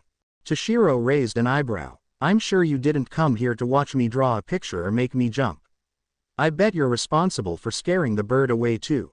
Naruto rubbed his head. Well, I guess I'm kind of bored, and I wanted to see what you were up to. The white-haired one looked out over the lake. Just enjoying the view. Naruto looked in the same direction. What's there to enjoy about it? It's just water. Toshiro looked back at him, but then sighed. Never mind. He put his pencil on the paper. I guess I'll draw the rocks. Are you gonna watch? Well, I guess I might as well. I've got nothing better to do. The duo sat there in silence, Toshiro looking back and forth between his paper and the rocks and Naruto staring awed at the other's drawing prowess. So who are the people you're traveling with? I saw you on the bridge. You know, that huge guy with the spiky hair and the bald guy and stuff. You do know them, right? Naruto nodded. Yeah. The big one is Kenpachi Taiko. He's the leader of my division. Then you have Akaku. He's the bald one, and he's the third seat. Oh, I forgot Yakiru-chan. She's the lieutenant. She's really little but she can be scary. And there's Yumashika, who's probably gay, and he's the 5th seat. I'm the 4th seat. Toshiro blinked. Okay, what? Naruto sighed. Well, we're dead pretty much. When people die they go to this place called Soul Society. And then there's people who are in the middle of Soul Society, called Seraiti, and they are Shinigami. We're Shinigami of the 11th Division. Toshiro frowned. Shinigami. I remember hearing the tale of our 4th Hokage. When the Kyuubi no Kitsune attacked our village, he summoned up a Shinigami to seal it into himself, killing himself and the demon in the process. Naruto looked at his sword. Does that mean that we're somehow connected? Because my Zanpakuto is Kyuubi, and he's a demon, so. Well, I guess that all Zanpakuto come from somewhere. Hey, you have the same name as the 4th also, maybe that has something to do with why Kyuubi's your Zanpakuto. They heard a rustling in the bushes, and they both turned in that direction. Out from the foliage came a massive shadow, and it lunged at them. Toshiro was quick to draw Hirenmaru and block the beast, as was Naruto with Kyuubi. The monster jumped over them at the sights of their swords and landed behind them. A hollow. Naruto muttered. A what? Toshiro frowned. This is one of those crazy monsters. Yeah, they like to eat people's souls. That's why we're here, to kill these things. No one but us can see them. The hollow clicked its tongue. Well, 2 kids with swords. Let's see how that handles. Toshiro stood his ground, sword at the ready. The beast, like a chameleon, launched its tongue at the boy. Naruto tried to intercept, but the tongue swerved around him. As it neared Toshiro, the round end of it exploded before the boy could block it with his sword, spraying him with all sorts of corrosive liquid that began to eat through his clothes and skin. Shit, Toshiro cursed, dropping his sword and forming hand seals. Water style. Cleansing jutsu. The air became moist, then a bunch of water appeared over Toshiro, dropping onto him and removing the acid. But the liquid had done its damage. His shirt and arms were peppered with bloody holes. That wasn't good. Naruto growled. That was a dirty move. The hollow clicked its tongue. Not everyone fights honorably, boy. I noticed. Toshiro growled. He charged at the hollow with his sword drawn and stabbed at its mask. The hollow dodged to the side and opened its mouth, preparing more acid. Toshiro pressed his heels against the ground and muttered, "Flash step." He appeared at the other end of the field and fell over, feeling a little lightheaded. But he wasn't needed in the rest of the battle, for it was already over. Ravage. Kyuubi no Kitsune. The hollow developed horizontal slashes in its mask, like claw marks, before dispersing. Naruto had crossed the distance between the hollow and himself in no time at all, and was now standing there, with swords extended from each of his fingers. Whoa, Toshiro spoke. That was pretty good. What was that? Naruto looked back at him, the swords on his fingers merging back into the twin swords they were before. That was my Shikai. A Shikai. Naruto grinned. Yeah, Captain says that you've used yours too, when he was watching your battle against that ice girl/boy. Some dragon thingy. Toshiro inwardly laughed at the ice girl comment, but he remembered. Oh, that, I just wanted Haku to die, after I thought he killed Shino. Naruto walked up to him and put a hand on his shoulder. It's okay, man, that's how we all activate our Shikai. Except we do it facing hollows instead of transgender ninjas. Toshiro smiled at the humor, and looked to the moon. Well, I guess my section of the watch is over. I'd better get back now. Naruto spoke. Well, okay, I guess I'll go see what the others are doing. Toshiro picked up his sketchbook, which thankfully, wasn't damaged. Well, it was nice seeing you, Naruto. Naruto grinned. And you too, Toshiro. They both walked their separate ways. A breeze rustled the area between them. As Toshiro put his Haori on, he noted wryly that the blotches on his arm looked terrible. He would have to get them looked at when they made it back to Konoha. But until then, he couldn't let his team know about the hollows. If they couldn't see them, it wasn't their responsibility to know. But as they kept walking, it itched terribly, and he had to resist the urge to scratch at it. They had packed up the tents quickly and silently, the conversation coming after they started walking. They spoke about various topics as the wall of Konoha came closer. Oh, Asuma-san. Welcome back. The 2 people at the gate, Azumo and Katetsu said cheerily. Asuma grinned back at them and led the team through the gates. All right, I'll report to the Hokage. You guys can go back home. You need it. They nodded and went their separate ways. The air in his apartment was a welcome scent as Toshiro sighed happily and flopped down onto his bed, gazing at the ceiling. He placed Hirenmaru against the wall by his nightstand. He remembered the scroll that Haku gave him and pulled it out of the pocket in his haori, looking inside. He had been meaning to look in here for a while now. Perhaps he could get some good reading in. He frowned as he scanned through it and saw no quick solution to strengthening up his ice. He remembered the moment when his ice spike crumbled against the mirror clear as day. He looked at the first jutsu and quirked an eyebrow. Ice style. Crystal ice mirrors jutsu. Toshiro supposed now would be as good of a time as any to put Haku's legacy into use. They managed to get some time off of missions for the next couple of weeks, instead, preferring to train and get their hands on more useful techniques. Upon discovering Toshiro's inclination towards ice, which Shino had graciously not mentioned until then, Asuma had them all tested for elemental affinities. The results were interesting. Toshiro's paper ended up as 4 incredibly soggy pieces. Asuma noted the strong wind piece in his affinity, and the water looked quite strong also. It wasn't a wonder then as how he could use ice. Shino's was also to be expected. His paper dissolved and became a heap of dust. It figured that an earth user would support bugs in his body. Shikamaru's, however, was interesting. Instead of the paper doing anything Asuma expected, the paper simply fell through Shikamaru's hands and into the earth, never to be found again. Asuma quirked an eyebrow. Well, that was interesting. It simply phased through your hands. I'm not sure what that represents, but that was certainly interesting. Shikamaru looked at the ground and just sighed. Troublesome. Another thing to figure out. Toshiro smiled awkwardly. Shino said nothing. After figuring out their abilities, they began to train on them. Asuma had told his teams that the Chunin exams were coming up, and that if they were ready, he would nominate them. And whatever Shikamaru's affinity was, he learned that he could channel it into a kunai rather easily, and a kunai was something that was supposed to resist chakra. So Asuma had taken the liberty of having trench knives forged for Shikamaru, as it could prove to be a very powerful ability. Once the dear boy noticed that Asuma had made him a pair of knives, he thanked him but inwardly dreaded the training that would come with it. Meanwhile, Shino had taken time off of team training to train with his father, promising to come back stronger than ever. The two could every now and then be seen collecting new bugs, for what purpose the others never figured out, and his hive seemed to be expanding. Toshiro also was training away from the team, but he had no teacher, just himself and Hirenmaru. The sword would provide very helpful advice for the molding of his freezing chakra, and even helped him correct his flash step so it was more usable in battle.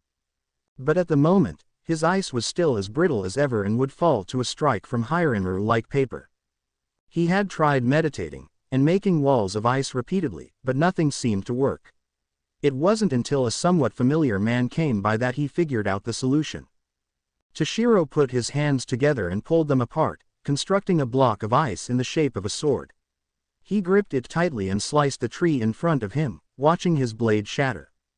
That was not what was supposed to happen, he thought. He tried again several more times until he saw someone walk by. The man seemed to look at him with his lone eye and walked toward him. Ice style, That's interesting, the silver-haired man said, starting conversation. I never knew anyone here had that affinity. He looked at Toshiro calculatingly and said, You're one of Asuma's, aren't you? I'm Kakashi. He nodded. My name is Toshiro, and yeah, I've been doing some extra training to work on the integrity of my jutsu. None of them seemed to hold up. Kakashi tilted his head as Toshiro demonstrated again, watching the sword shatter. Well, that seemed fine. There can't be something that wrong with it. Let me see the hand seals. Toshiro did them, and then created the sword. Kakashi nodded. Ah, that may be it. I didn't see a hybrid seal there. What? The swordsman tilted his head. Hybrid seals. Yes, they are used to merge two chakras together and keep them stable. Since you aren't using a hybrid seal, the wind will naturally try to become wind and the water will try to stay as water, which makes for a bad jutsu. For wind and water I think the seal would be something like this, Kakashi put his hands together, a half-bird seal on the left and a half-serpent one on the right. Yeah, that should do that. Stick one of those at the end of your ceiling and see what happens. It took him a while to get his hands used to the positioning, but once he had, he attempted his jutsu again. Ice style. Ice molding jutsu. He created the sword and slashed at the tree.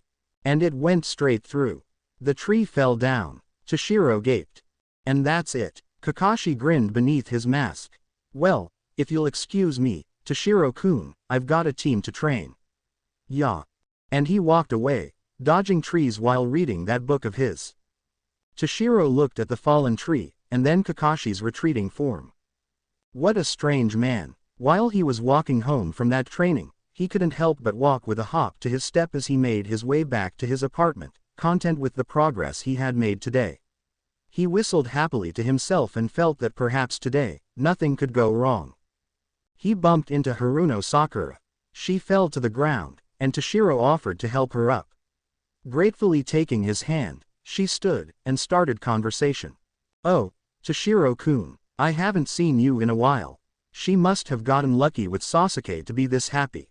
He filtered that information into the back of his mind. I just got back from a mission to Wave actually. Oh, she asked, eyeing him, is that where you got that sword? What's with the chain? The chain's helpful sometimes, he commented, remembering the incident with the two rogue samurai. I see how, yeah. He turned the conversation. How's it going for you, then? You're with Kiba and Sasuke, right? How are they? She huffed. Kiba's an annoying jerk who won't leave Sasuke-kun alone. He says that he can take him, but every day at sparring Sasuke-kun just wipes the floor with him. You know, Sasuke's gotten really strong now. He says he wants to fight you. Toshiro rolled his eyes. I guess he's still sore when I beat him that first time. I hope I've gotten stronger as well from training. I don't think I would have gotten back from the mission otherwise, mind. Sakura tilted her head. What did you have to do? Well, he began. In a nutshell, we had to escort a bridge builder to his home. But we encountered trouble on the way because he lied. Sakura gasped. And we had to take down an A-rank missing ninja. I'll admit, Sensei did most of the work, but we pulled through.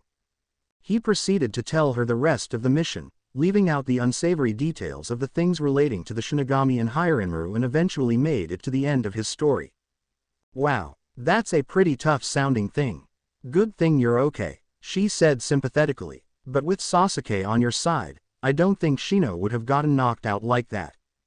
Toshiro blinked. Did she just say that? He ignored it. Well, it's good to see you.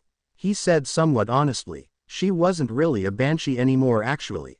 But I have to run home and get some stuff done. Perhaps we'll meet again. She nodded, and then they heard a yell. Oi, lemme go.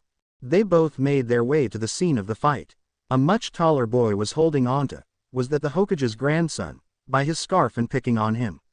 There was an older girl behind him seemingly ignoring the situation. But the most disturbing thing was that they were sand ninja, or so said their headbands. Good grief, Toshiro said, walking up to the boys. Do I need to remind you that you're in Konoha, Sunanin? Are you here for the Chunin exams or what? Hey, as if I'll tell you. You're just another brat like he is. The boy said confidently. At that moment, a rock chose to pelt him alongside the head. The boy looked to see none other than Sasuke Uchiha standing there in a tree. Put the boy down, he spoke levelly. In an attempted show of intimidation he gripped another rock and crushed it into powder. Toshiro rolled his eyes. Any ninja worth his salt could do that.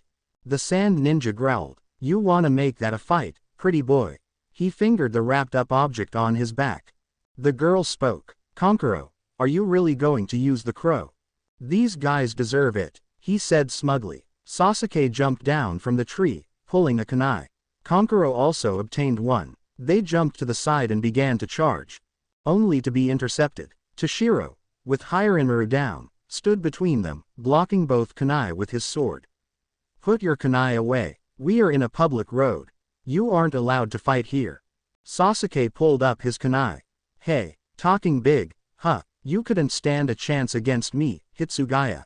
Uchiha, you graduated from the academy in second place. Should I remind you who was the rookie of the year and has beaten you in a fight once already? He looked at Kankuro. And you, a sand nin attacking a Konoha nin on their own turf. If you carry this mentality throughout the exams you will definitely fail. RRGH. I don't need a little albino rat telling me what I should do. They heard another voice. Kankuro. Stop this. All eyes turned to the same tree that Sasuke had come out of. There stood another boy. He had red hair and no eyebrows. His eyes were a murky cyan. But what really intimidated Toshiro was the look on his face. This boy wasn't messing around. He landed on the road softly, despite the huge peanut-shaped gourd, and growled. If you act like this again, I'll kill you. Frightening. You. Sasuke spoke. What's your name? Me. The girl blushed. No, him, he said, indicating the redhead. Sabaku no Gaara. He turned to Toshiro. What is your name? Hitsugaya Toshiro. Gaara nodded. I already know your name, Uchiha. He then smirked. I'll have a good fight at the exams. Come to Mari, Kankuro. The trio made their exit down the road. Sasuke looked at Toshiro. In the exams, I'll prove to you who's the strongest now. You'll get your fight, Sasuke. Toshiro said. Excuse me Sakura, I have to go now. Have a good day.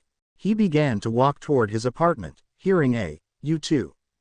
Shino listened with rapt attention as his father explained about the nature of the bug they were studying. Over the course until the exams, they would breed Shino's hive into a more offensive type but at the same time keep the chakra drain abilities intact.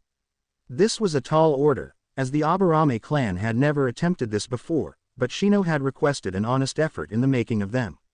His father understood, and allowed Shino to conduct his own experiments, under his supervision of course. Father, so I must introduce the hornets later in the experiment. Shibi nodded almost invisibly. Yes, that will produce the best results. I understand that you wish to take this as quickly as possible, but these projects must be done with great caution. Do you realize this? Yes, father, I know. Good. You may introduce the more poisonous types now, but be careful to make sure that they are trained to not bite you. Of course. Shibi nodded, then stood up. I must attend clan matters right now. Good day, Shino. Good day, father. Shino was left by himself in the room. Toshiro made sure a towel was folded and ready before he took his shower for tonight. He stepped into the bathroom, and, after removing his Hawaiian shirt, looked at his arm. The scars from that hollow's acid were already healing nicely. He smiled at that. They were still there, and probably always would be, but they weren't an angry red like before. Of course, they were still sensitive, so he would have to watch out for that. He thought about those sand ninja as he stepped into the shower. Temari and Kankuro were good and all, but the one he was most concerned with was Gaara. They all seemed to fear him. And rightfully so, considering the boy had a chakra presence larger than the Hokage monument. He just seemed off, there was no way to better describe it.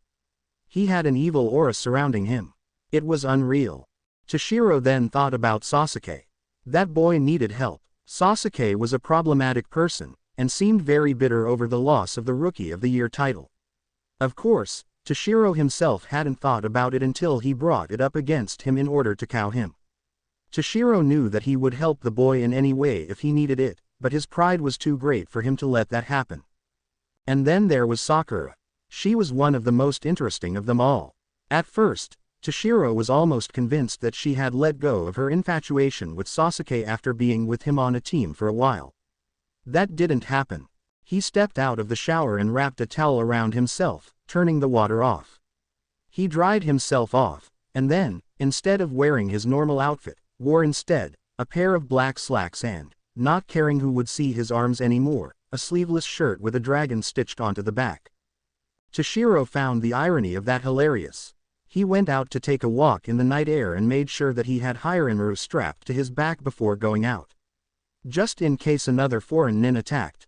Shikamaru sighed, and groaned, and spoke the word, troublesome. Many times in a row. He was being trained into the ground here instead of watching clouds. What an injustice. Asuma put his hands on his hips. All right Shikamaru, look here. The boy did a good, kill me now, look. You can't get stronger if you don't put any effort into it. You're a smart lad, but you still need to have some power to back it up. Shikamaru sighed and got into a ready stance with his trench knives again. Perfect. Show me your skills now. Shikamaru channeled his mysterious chakra element into his blades and went for Asuma, who dodged. I'm gonna go hard on you. Don't get your blades chopped up. He channeled wind in his knives and sliced at Shikamaru. The boy, reflexively blocking, put his knife up, and Asuma's blade went right through the knife. They stopped. Well, Shikamaru began, that was strange. Asuma frowned. Okay, Shika, here, slice my arm. I want to see if your knives go through me. He did so, and watched as Asuma now had a nice hole in his arm. Shikamaru suddenly realized it. This may be it, he said, my chakra element must be shadow. My clan is famous for its shadow jutsu. Maybe that must be it. Asuma shook his head. There isn't an element called shadow. Your father is an earth element. There is just no way. Shikamaru grinned. Maybe I'm the first. Toshiro took in a breath at the air. It tasted quite nice, and it was getting kind of dark, so he decided to go eat something. He didn't want to go back to his apartment, instead, preferring to stay out, and so he made his way to the first source of food he could think of. The Ichiraku's ice cream stand. He sat on one of the stools and smiled as Ayame noticed him. Oh, Shiro-chan. Father, Toshiro is back. Really? Could be heard behind the wall. Ayame yelled back, yes. She then spoke to him. So, Shiro-chan, what'll it be? He smirked. The usual. Mint chocolate chip, please. She nodded. And for you, sir. Toshiro hadn't noticed someone sit next to him, so when he did see him, he jumped. Just a vanilla please. Ayame nodded and went into the back to fetch some ice cream. The man looked at Toshiro and smiled. Nice sword you got there, kid. What's your name? Hitsugaya Toshiro, he said. And you? The man coughed a little, then said, I'm Gecko Hayate. The only jonin in this village who focuses primarily in swordplay. Toshiro's eyes widened. You use swords too. That's pretty cool. MMHM. Hayate smiled. Tell you what, after we're done here, show me what you can do with the sword. You're one of Sarutobi's students, right? I think I could help you a bit before you go into the Chunin exams. Toshiro nodded, and ate his ice cream as it came. Swordplay was important to him, and it was nice to see that someone was willing to teach him more things. Indeed, Toshiro did prove his worth to Hayate, and the two had begun to train with each other. Although the Jonin wasn't so keen on letting his shadow leaf dance get out, he did show Toshiro some other moves, such as Midnight Tornado and Avalanche. But Hayate was getting stressed, because Toshiro was learning these things incredibly fast. Soon, the shadow leaf dance would be all that there was to show him. The boy made good use of incorporating that chain on his blade to its fullest effect. Many times while sparring, Hayate found himself caught and would lose his balance. The crescent moon blade on the chain didn't help either. But he had said that blood was allowed in their spars, just not too much. Meanwhile, Shino had finally finished his experiments with his hive, and had introduced the new insects to his body to no ill effect. They were known as the chakra hornets, and were quite poisonous. A few stings and an opponent would be out like a light. Shikamaru grinned as he stared down Asuma. The bearded Jonin knew of his other students' progress by what the Jonin were telling him, but Shikamaru had made some leaps and bounds. He wore a black duster coat and had many knives hidden in there. True, he still was a lazy bum, but he was a competent lazy bum now. Once they had discovered his shadow element, they made sure to find out everything that could be done with it. Unfortunately, for now, Shikamaru's blades were the only things that would remain intangible, but he himself could actually walk into shadows and merge with them. It was a deadly technique, and made him the perfect assassin. So that was what Asuma dealt with, and said Jonin was currently looking around warily for his student. He made sure to keep his body facing away from the sun, so his own shadow was in front of him, and to keep his knives out at all times. But Shikamaru would soon strike, and in such a forested area, any direction was possible. He parried a sudden attack from Shikamaru's trench knives as the boy came. He tipped him over and stood on his back, grabbing his wrists. Yield. I yield, sensei. Asuma let go of him and Shikamaru walked toward the log where his teammates sat, impressed. All right, so you now know all of your teammates' moves. That's integral when it comes to working in a team. I'm very impressed. Shino buzzed. So, Sensei, what is the verdict? He wore his standard white trench coat, and the only significant differences to his attire were the goggles on his face instead of sunglasses and the fact that his coat was slightly open, revealing his mouth. Yeah, Toshiro joined in, Chunin exams. He had dropped the Haori entirely at Hayate's suggestion and instead wore a custom-tailored sleeveless trench coat with the dragon stitched onto the back. They all had also gotten their ears pierced as a show of team bonding. Well, Asuma said, you're in. Just fill out these papers and we're good. He handed them the yellow slips, and each genin was excited in their own way at the chance to promote. Super blazing ultra fast writing jutsu go. Since I am a sucker for reviews, I guess that I had more motivation to write the story. That and the entire plot attacked me this morning. I still have the marks. Well, other than that, I feel that this chapter turned out better than the last. A little blank between the Chunin exams and wave was just what the doctor ordered. But wait, what about Haku? Well, folks, you'll figure that out yourself sometime later. I chose not to include the scene where they leave wave because, really, there was nothing important at all about that. In the canon series, they never see Tazuna and company ever again despite saying so. That was sort of like a filler, to be honest. Oh, and before I forget, you guys will have to thank me for the super plot spoiler at the top of the chapter. What? You didn't read it? Go read it. Groundbreaking, huh? Hee hee. Well, that's all I guess. So until chapter 5, see ya. They nodded and entered the room. Immediately they noticed the tension. It was so thick that it could be cut with a knife. People were glancing warily at others and keeping mostly to themselves, keeping the volume level down low. Shikamaru didn't like anyone here, but the ones that put him most on edge were the ones with the music note symbols on their forehead protectors. I didn't know that there would be any Oto nin here, he muttered. Shino nodded his assent. My allies sense something disturbing about the red-headed one from Suna. You don't have to be a bug to sense that. Toshiro said, I encountered him a while ago, and he kind of left an impression. Even his teammates are scared of him, but I don't know why. The door opened and everyone turned to face the newcomers. They were people they knew. Inuzuka Kiba, Haruno Sakura, and unfortunately, Sasuke himself. Troublesome. Toshiro sighed. Took the words right out of my mouth. Shikamaru sighed with him. Shino looked at Toshiro and Shikamaru. Has Sasuke done anything to warrant this? Toshiro frowned. Once he finds me. Looking over the crowd of people, Kiba pointed at them. Me and Akamaru are gonna kick all of your asses. Out of the fluffy collar of his jacket popped Akamaru, who yipped in response. Sakura facepalmed. She then noticed Asuma's students and smiled pleasantly. Oh, Toshiro-kun, Shino-kun, Shikamaru-kun. You're here too. Sasuke's gaze zeroed in on Toshiro in a menacing glare. The white-haired boy pretended that he didn't notice. I'm doing well, Shino said. So. Shikamaru said after. I'm feeling a little weighed down right now, seeing all these people, but... Toshiro cut in, we'll survive. Shikamaru looked at Toshiro. Troublesome.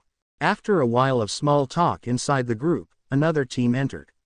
Toshiro looked at them and recognized them. Hyuga Hinata, Yamanaka Ino, and Akamichi Choji. Choji recognized Shikamaru immediately and made haste to speak with him. Hey, Shika, haven't seen you in a while. You look different. It's such a drag, he muttered. Having to carry all of this stuff around. Oh, Toshiro spoke. Hello, Choji, Ino, Hinata. How have you all been? Hinata seemed to wilt. Good day Toshiro-kun. Kurenai-sensei has been teaching us well. Hinata, you shouldn't stutter. It makes us look bad. Ino reprimanded. Anyways, we've been doing fine. Who else is here? She looked around. Sasuke's team is here, Shikamaru said. He realized what he said that moment, and simply decided that it would be too troublesome to do anything about it. Sasuke's here. She spotted him. Sasuke-kun. As she ran off, he sighed. Troublesome loud woman. Choji smiled awkwardly. She is kind of. I feel for you, man. Shikamaru said. My teammates aren't troublesome, thankfully. Oi. They heard. Aren't you being a little loud? The three groups turned to face the newcomer. He was much older than them, maybe around 19 or so. He had long gray hair tied up in a ponytail save for his bangs, which fell to either side of his face. None of the other Konoha genin recognized him, but he had a leaf symbol on his forehead. "Who are you?" Shikamaru asked. He smiled reassuringly. "Me, I'm Yakushi Kabuto." He indicated the other contestants. "And they don't look happy to see you right now." Toshiro scoffed. The others of the Rookie Nine had come to see what was going on also. "They do look kind of intimidating," Choji said meekly. "Hang on," the silver-haired one said. "Don't give up hope yet. I may be able to help you kids out a little, with my ninja info cards." "What the heck are those?" Sakura asked, frowning thoughtfully. Kabuto grinned. "Okay. These are pretty cool. I have chakra engraved images of all of the information that I could get on the contestants of the exams here." He pressed chakra into one. A three-dimensional bar chart appeared on it, put over a map of the elemental countries. There was one bar per country, with Konoha's being the highest. This chart represents the number of participants in these Chunin exams based on their home country. Konoha, unsurprisingly, has the most. But some minor villages have joined also, even that new village Oto. Kabuto shuffled his deck, putting the card back in. "But that's enough on that topic. Is there anyone in particular you want to know about?" "You have cards on individuals?" Shikamaru asked. Something about that seemed fishy. Kabuto nodded. "As much information as I could find." Toshiro spoke up. "How about Sabaku no Gara?" "Oh, you know his name," Kabuto quipped. "That makes it too easy." He searched through several cards before coming to one and putting it on the floor before them. Sabaku no Gara, genin of Suna, 12 years old. His individual stats are unknown. Mission completion. Wow, he did a B rank mission. And it says here that he did them all without a scratch. That's impressive. Sasuke chimed in next. "What about Rock Lee and Hitsugaya Toshiro, both of Konoha?" Kabuto smiled. "Well, he drew 2 cards from his deck, pressing chakra on the first one he drew. Rock Lee, genin of Konoha, 13 years old. His ninjutsu and genjutsu are abysmal, non-existent even, but look at that taijutsu. Wow, we have some impressive ones this time. He's gotten an average amount of missions in for a genin his age." And Hitsugaya Toshiro, genin of Konoha, 12 years old. His genjutsu and taijutsu are just average, the latter a little above. His ninjutsu's pretty good though. I'm not really sure what would make him threatening. Oh, look at that, a side note. He looked up at Toshiro. "Yeah, I guess it's obvious he specializes in kenjutsu. Well then, mission count. Many D ranks and an A rank. Oh, now that's pretty good." Shikamaru looked at Shino as he said this, and the bug user nodded. Toshiro seemed to be looking at Kabuto weirdly also. Apparently he wasn't the only one who thought there was something wrong here. But the sound of footsteps got everyone's attention. One of the Oto nin from before had gotten up and moved toward Kabuto. The fluffy mummy threw a punch at the bespectacled teen, who dodged easily. But something happened there. Kabuto's glasses shattered and the boy was left vomiting on the floor. The crowd was in an uproar over this and yelling about this and that when a cloud of smoke erupted over the scene. "Quiet, maggots." When the smoke cleared, there stood an impressive-looking man who wore a black bandana on his head. He also was dressed in a similar trench coat to Shikamaru, but no more than that could be discerned. "Kinyuta Dosu, what is it that drove you to attack so immaturely?" The boy thought. "Jumpy nerves. Any more fighting without my say-so gets your team thrown out of the exams." "Clear. Now grab a number from me and get your ass to that seat," he ordered. They all got their numbers and Toshiro found himself next to Hinata. The girl squeaked meekly and looked away. She had a shyness problem, he decided. "All right, I am Morino Ibiki. Welcome to hell, I will be your first guide," Ibiki called. The Chunin who had taken seats along the sides of the rooms began to hand out papers. "Now, for the rules of the first exam. This will be a written test. Each participant will start with 10 points. At the end of the test, when a question is answered incorrectly, a point will be subtracted from the total. If one cheats during the test, 2 points will be deducted from their total. Anyone with 0 points will get their entire team thrown out." He smirked darkly. So don't try me. They all nodded, looking at their papers. No questions. Go. People could be heard furiously writing their names before stopping. Toshiro grimaced. These were some difficult questions. He looked at the first question and could barely think of what it could mean. He sat there for 5 minutes pondering the question until he felt something poke him from under the seat. He noticed a paper there, with the Shikamaru's hand coming from beneath the desk. Toshiro traded papers with him and the hand withdrew. He looked over the answers that his teammate had written and couldn't help but nod to himself. Shikamaru was a clever person. He hastily rubbed out Shikamaru's name and put his own before flipping the paper and doodling on the back. Shino nodded as his hornets returned to him the information that he was supposed to get. He had figured out the meaning of the test before Ibiki had finished speaking, and had his allies return information effectively. The first part of the test was over quickly, and Toshiro had only half finished his shading of the dragon doodle when Ibiki announced that he would give the 10th question. But first, he drew it out. You must pick if you want to take the 10th question. He smirked. The Suna girl, Tamari, Toshiro remembered, stood up and yelled. What kind of question is that? I'll explain better. Ibiki started again. You can choose whether or not you want to take the 10th question. If you don't, you and your team will fail the exams. But if you do, and you answer the question incorrectly, then you will be banned from taking the Chunin exams ever again. The room burst into uproar. Ibiki grinned at this. You can't get this past the other countries. He heard a person yell. Oh yeah, are you willing to risk your chance at promotion on that statement? Eventually the room quieted down and people started to resign. Many hands went up in the air, stating that they wanted out, and Ibiki had Chunin escort them away. Any more? He asked. Hinata was debating inwardly with herself. She couldn't take this sort of pressure. She didn't want to continue and risk her team's chance at promotion, but she didn't want to disappoint her team either. She didn't know what to do, so she took the path of less evil.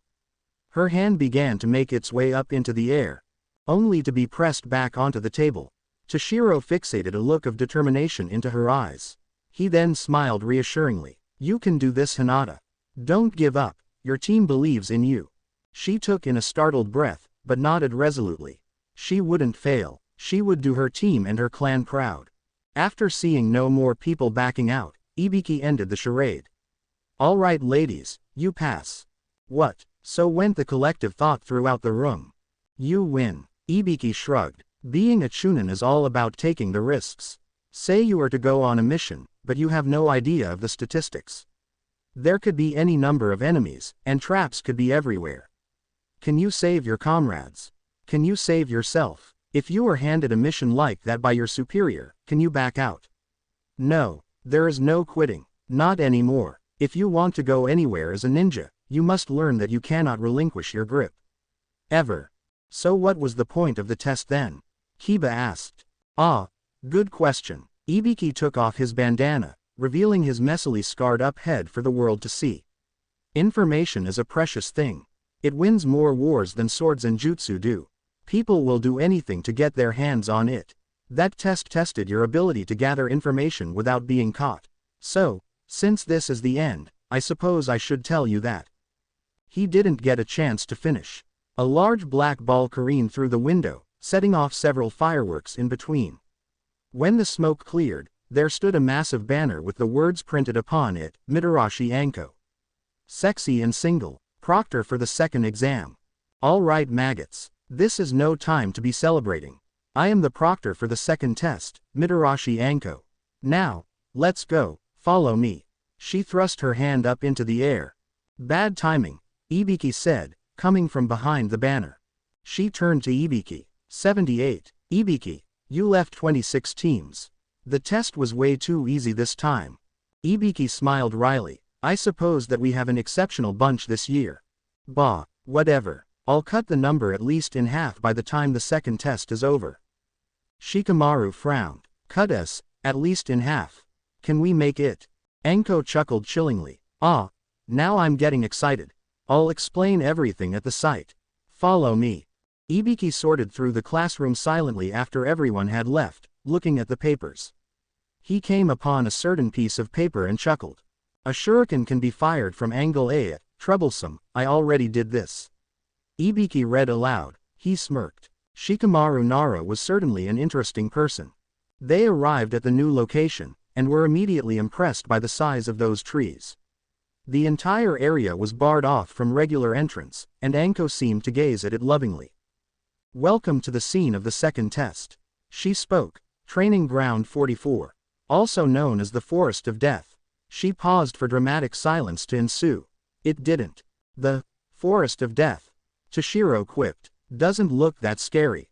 Anko suddenly looked in his direction, launching a kunai. Toshiro had no time to dodge, so it sliced his cheek. She appeared next to him. Why kids like you get killed the fastest? She purred, licking the blood off of his cheek. Spraying more of that red blood that I love so much. She looked at the wounds on his arms, which now looked like gashes. Acid jutsu sucks, doesn't it? Here's your kunai. A genin with a large conical hat handed Anko back her kunai, with her tongue. Toshiro was a little more than weirded out by that. Why thank you, she chirped, suddenly becoming cheerful again. But don't sneak up on me, you know. Unless you want to die, that is. I was excited at the sight of blood. She said simply. That and you cut my precious hair. Shino frowned. Disturbing. I find it difficult to imagine how people frown upon me when these sort of things exist. Shikamaru grimaced. What's with the examiner, and that genin from Kusa? This is getting really troublesome. The grass genin's tongue went back into her mouth with a slurp. And Toshiro quivered at the noise, before Anko returned to her place in front of the crowd, saying, looks like we have a lot of bloodthirsty ones here. Toshiro smirked dryly. Hypocrite. Anko sighed. Alrighty then. Before we start, I have to hand out some forms just for you. You guys have to sign them before you go into the forest, 'cause it's not our fault if you get killed. Their eyes widened at that. She was serious. Toshiro took the form and signed it immediately, along with everyone else there. He started playing with the chain dangling from his hip, indicating his excitement. You okay? Shikamaru asked. Toshiro nodded. I'm just excited. I have no idea, but the prospect of this makes my blood boil. That was strange, Shikamaru thought. He never noticed, but then saw that Toshiro always got rather excited before a fight. Shino said nothing, returning after going to the service counter to turn in their forms. He carried a brown scroll. All right ladies. Anko stood atop a massive rock. She held two scrolls up in the air. One was brown, like theirs, the other was blue. I'm sure you all have one of these. These are the Heaven and Earth scrolls. To pass this exam, you need to get to the tower in the center with both scrolls. That means that there will be fighting. Ah, Toshiro muttered. That's what she meant by cutting in half. You may not open the scrolls. If you do, you will get a nasty surprise. Be trustworthy. You have 5 days to make it to the tower. Your team must be complete to pass this exam. Everyone nodded. All right, and, go. The doors flung open. Well, let's get a move on. Toshiro said cheerfully. Team Asuma moved into the forest. There's absolutely nothing there, Toshiro commented. Kind of boring actually. Shikamaru frowned. We need to find somebody so we can take their scroll. Unfortunately, Shino responded, my allies cannot see anyone nearby. Shame. Shikamaru stalked forward and stuck his head into the shadow cast on a tree. This place is well shadowed, so I guess scouting could be easy. Toshiro blinked. That is so weird. Shikamaru's head popped back out and he shook it, regaining his orientation. No one's around. Shino chimed in. Let us start searching faster then. They all nodded, and scaled into the tree branches, hopping around the forest in a much faster pace. They stopped later when they saw another team at rest, aimed in if they read the headbands correctly, and wondered how to engage. Shikamaru crouched, his hands in his classic thinking pose. I could take one out from the shadows relatively easy, but that would attract the attention of the others. Shino frowned. Could you do that without hesitating? Shikamaru sighed. We'll see what happens. Toshiro smirked. When you do that, after you take the one out, when the others get confused, I'll show up on the scene while you get back in the shadows and hopefully take some more out. Shino could support me with his hornets. Shino nodded. That sounds acceptable. Let's go. Shikamaru vanished. Moments later, One of the AIM nin found a knife through their neck. Sorry, but I can't let you live. Well played, Shika, Toshiro said beneath his breath before showing up on the scene. He let loose the chain on his arm and swung the crescent moon blade around like a flail.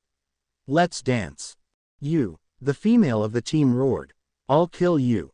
She put her hands together for a water jutsu, that much Toshiro knew, and he dodged as a water bullet came soaring his direction.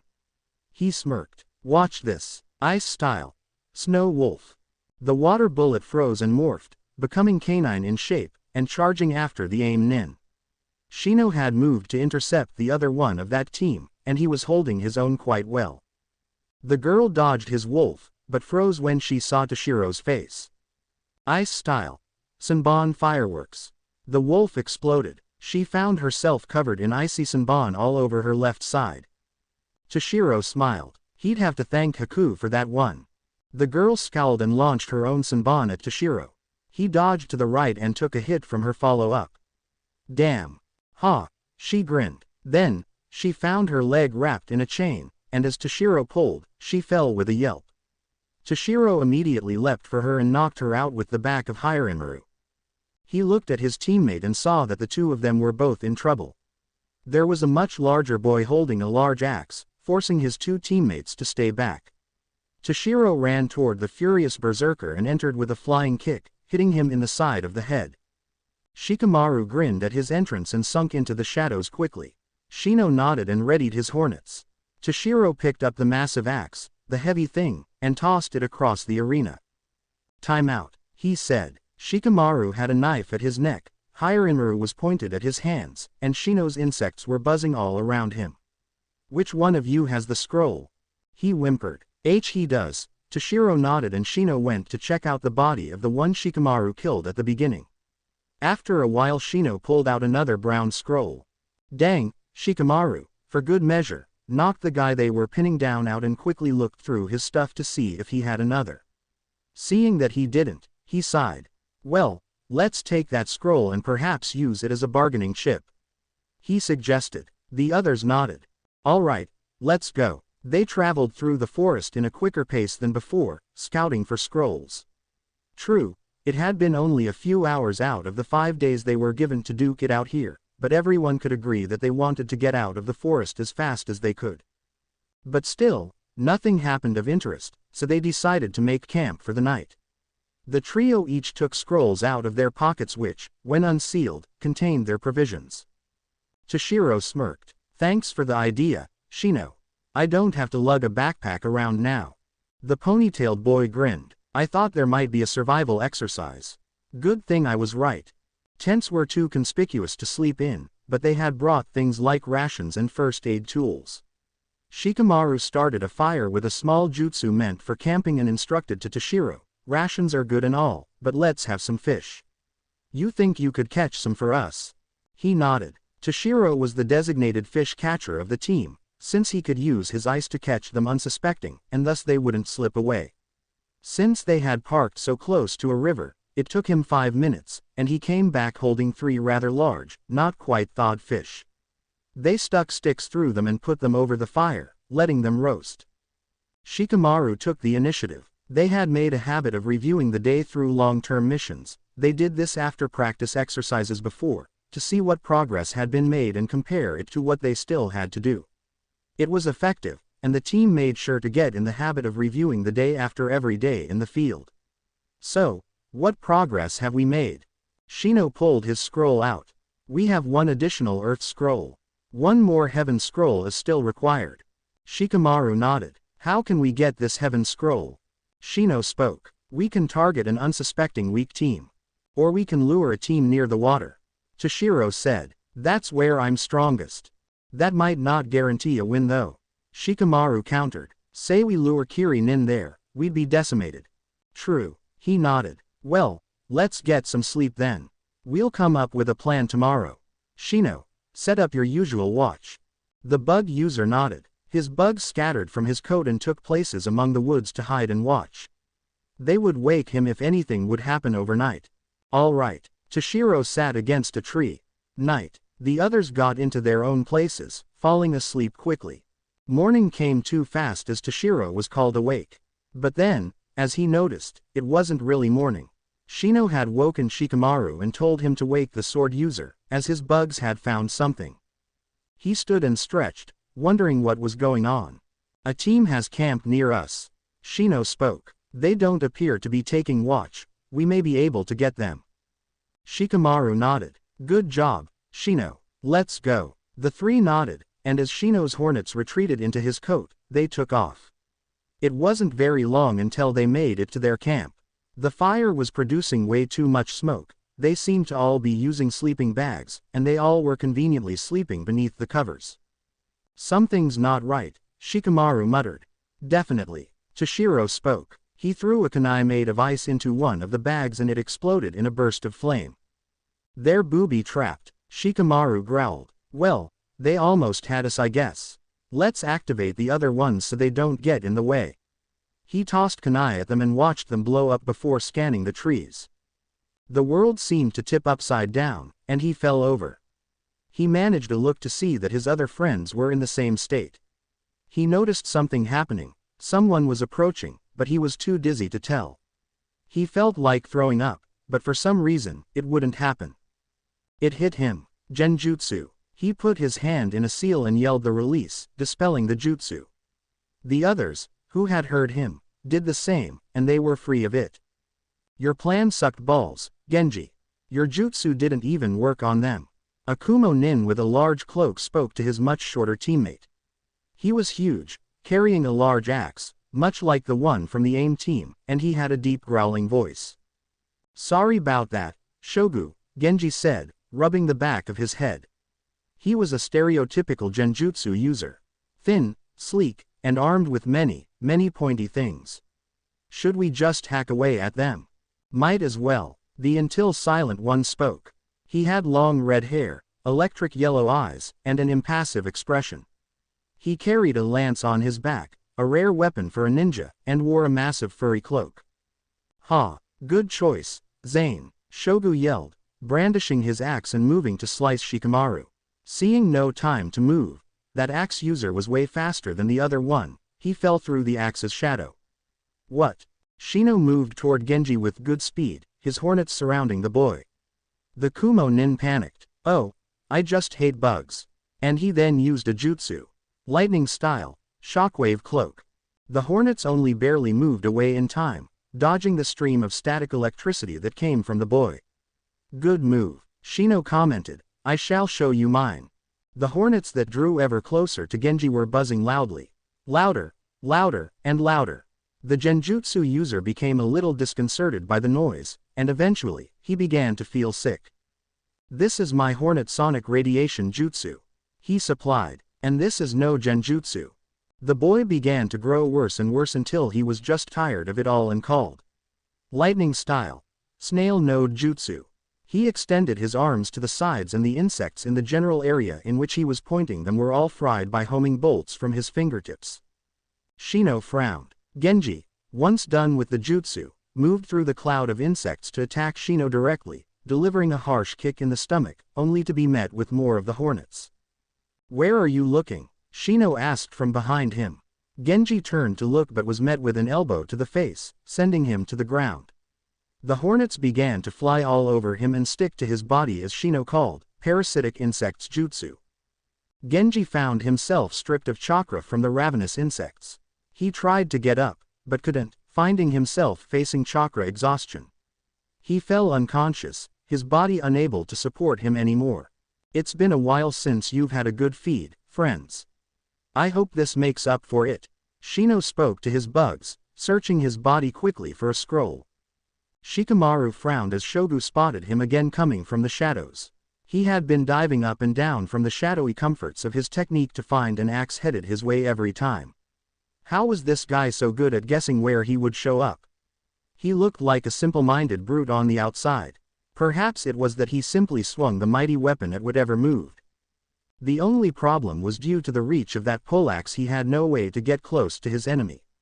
He sank in the shadows again, dodging the axe for what seemed like the 100th time. He was getting tired of this. He would act soon. An idea hit him. A jutsu that he hadn't used since the exam started showed up in his mind, and that would help him win. He rose from the ground on a tree branch to see what the boy's fighting style was. He was literally spinning around with the huge thing, letting nothing get close to him. What a shame, he was very vulnerable to long-range jutsu. Perhaps his other teammates covered that for him. He had seen Genji's snail node jutsu and that looked deadly. Shadow imitation jutsu, Shikamaru muttered, his hands in the rat seal. His shadow snaked onto the ground and caught Shogu, forcing him into the same position as Shikamaru. Or that's what would have happened if the jutsu hadn't gone straight through him. What had happened? The answer suddenly hit him, and he made the ram seal. Release. The genjutsu faded, revealing Shogu behind him, with the massive axe in hand. Shikamaru whipped around and blocked the axe with a kunai. Troublesome, you're the genjutsu user. He smirked, chuckling. Ain't life it's troublesome all right, he said, sneakily maneuvering his shadow around the tree. Shogu noticed it somehow and jumped up in the air, landing heavily on the ground. Good try, he yelled. You can never sneak up on me. Shikamaru said, placing a knife to his throat. The image of Shikamaru on the tree faded. What was that? Grr, Shogu growled. A clone, how did I not see that? Shikamaru smirked. I don't know how your Sandagen didn't catch that either. Shogu's eyes widened considerably. You know about it. Shikamaru sighed. I paid attention in the academy, despite what some people think. They went over bloodline techniques there. Sandagen is rather famous, you know. It lets you use U-chakra to create a third, disconnected eye that can cast genjutsu and see. I figured it out when you saw my shadow coming from behind you. You think you're so smart, don't you? Shikamaru smiled. Others seem to think that as well. I am the strategist of my team for a reason. He smirked when a blade went through his neck. It didn't draw blood. What? But you touched me. Shikamaru's form melted into the floor, snaking back to its owner, who jumped off of the tree. Your guess before was half right. It was a clone, but its full name is Shadow Resurrection Clone Jutsu.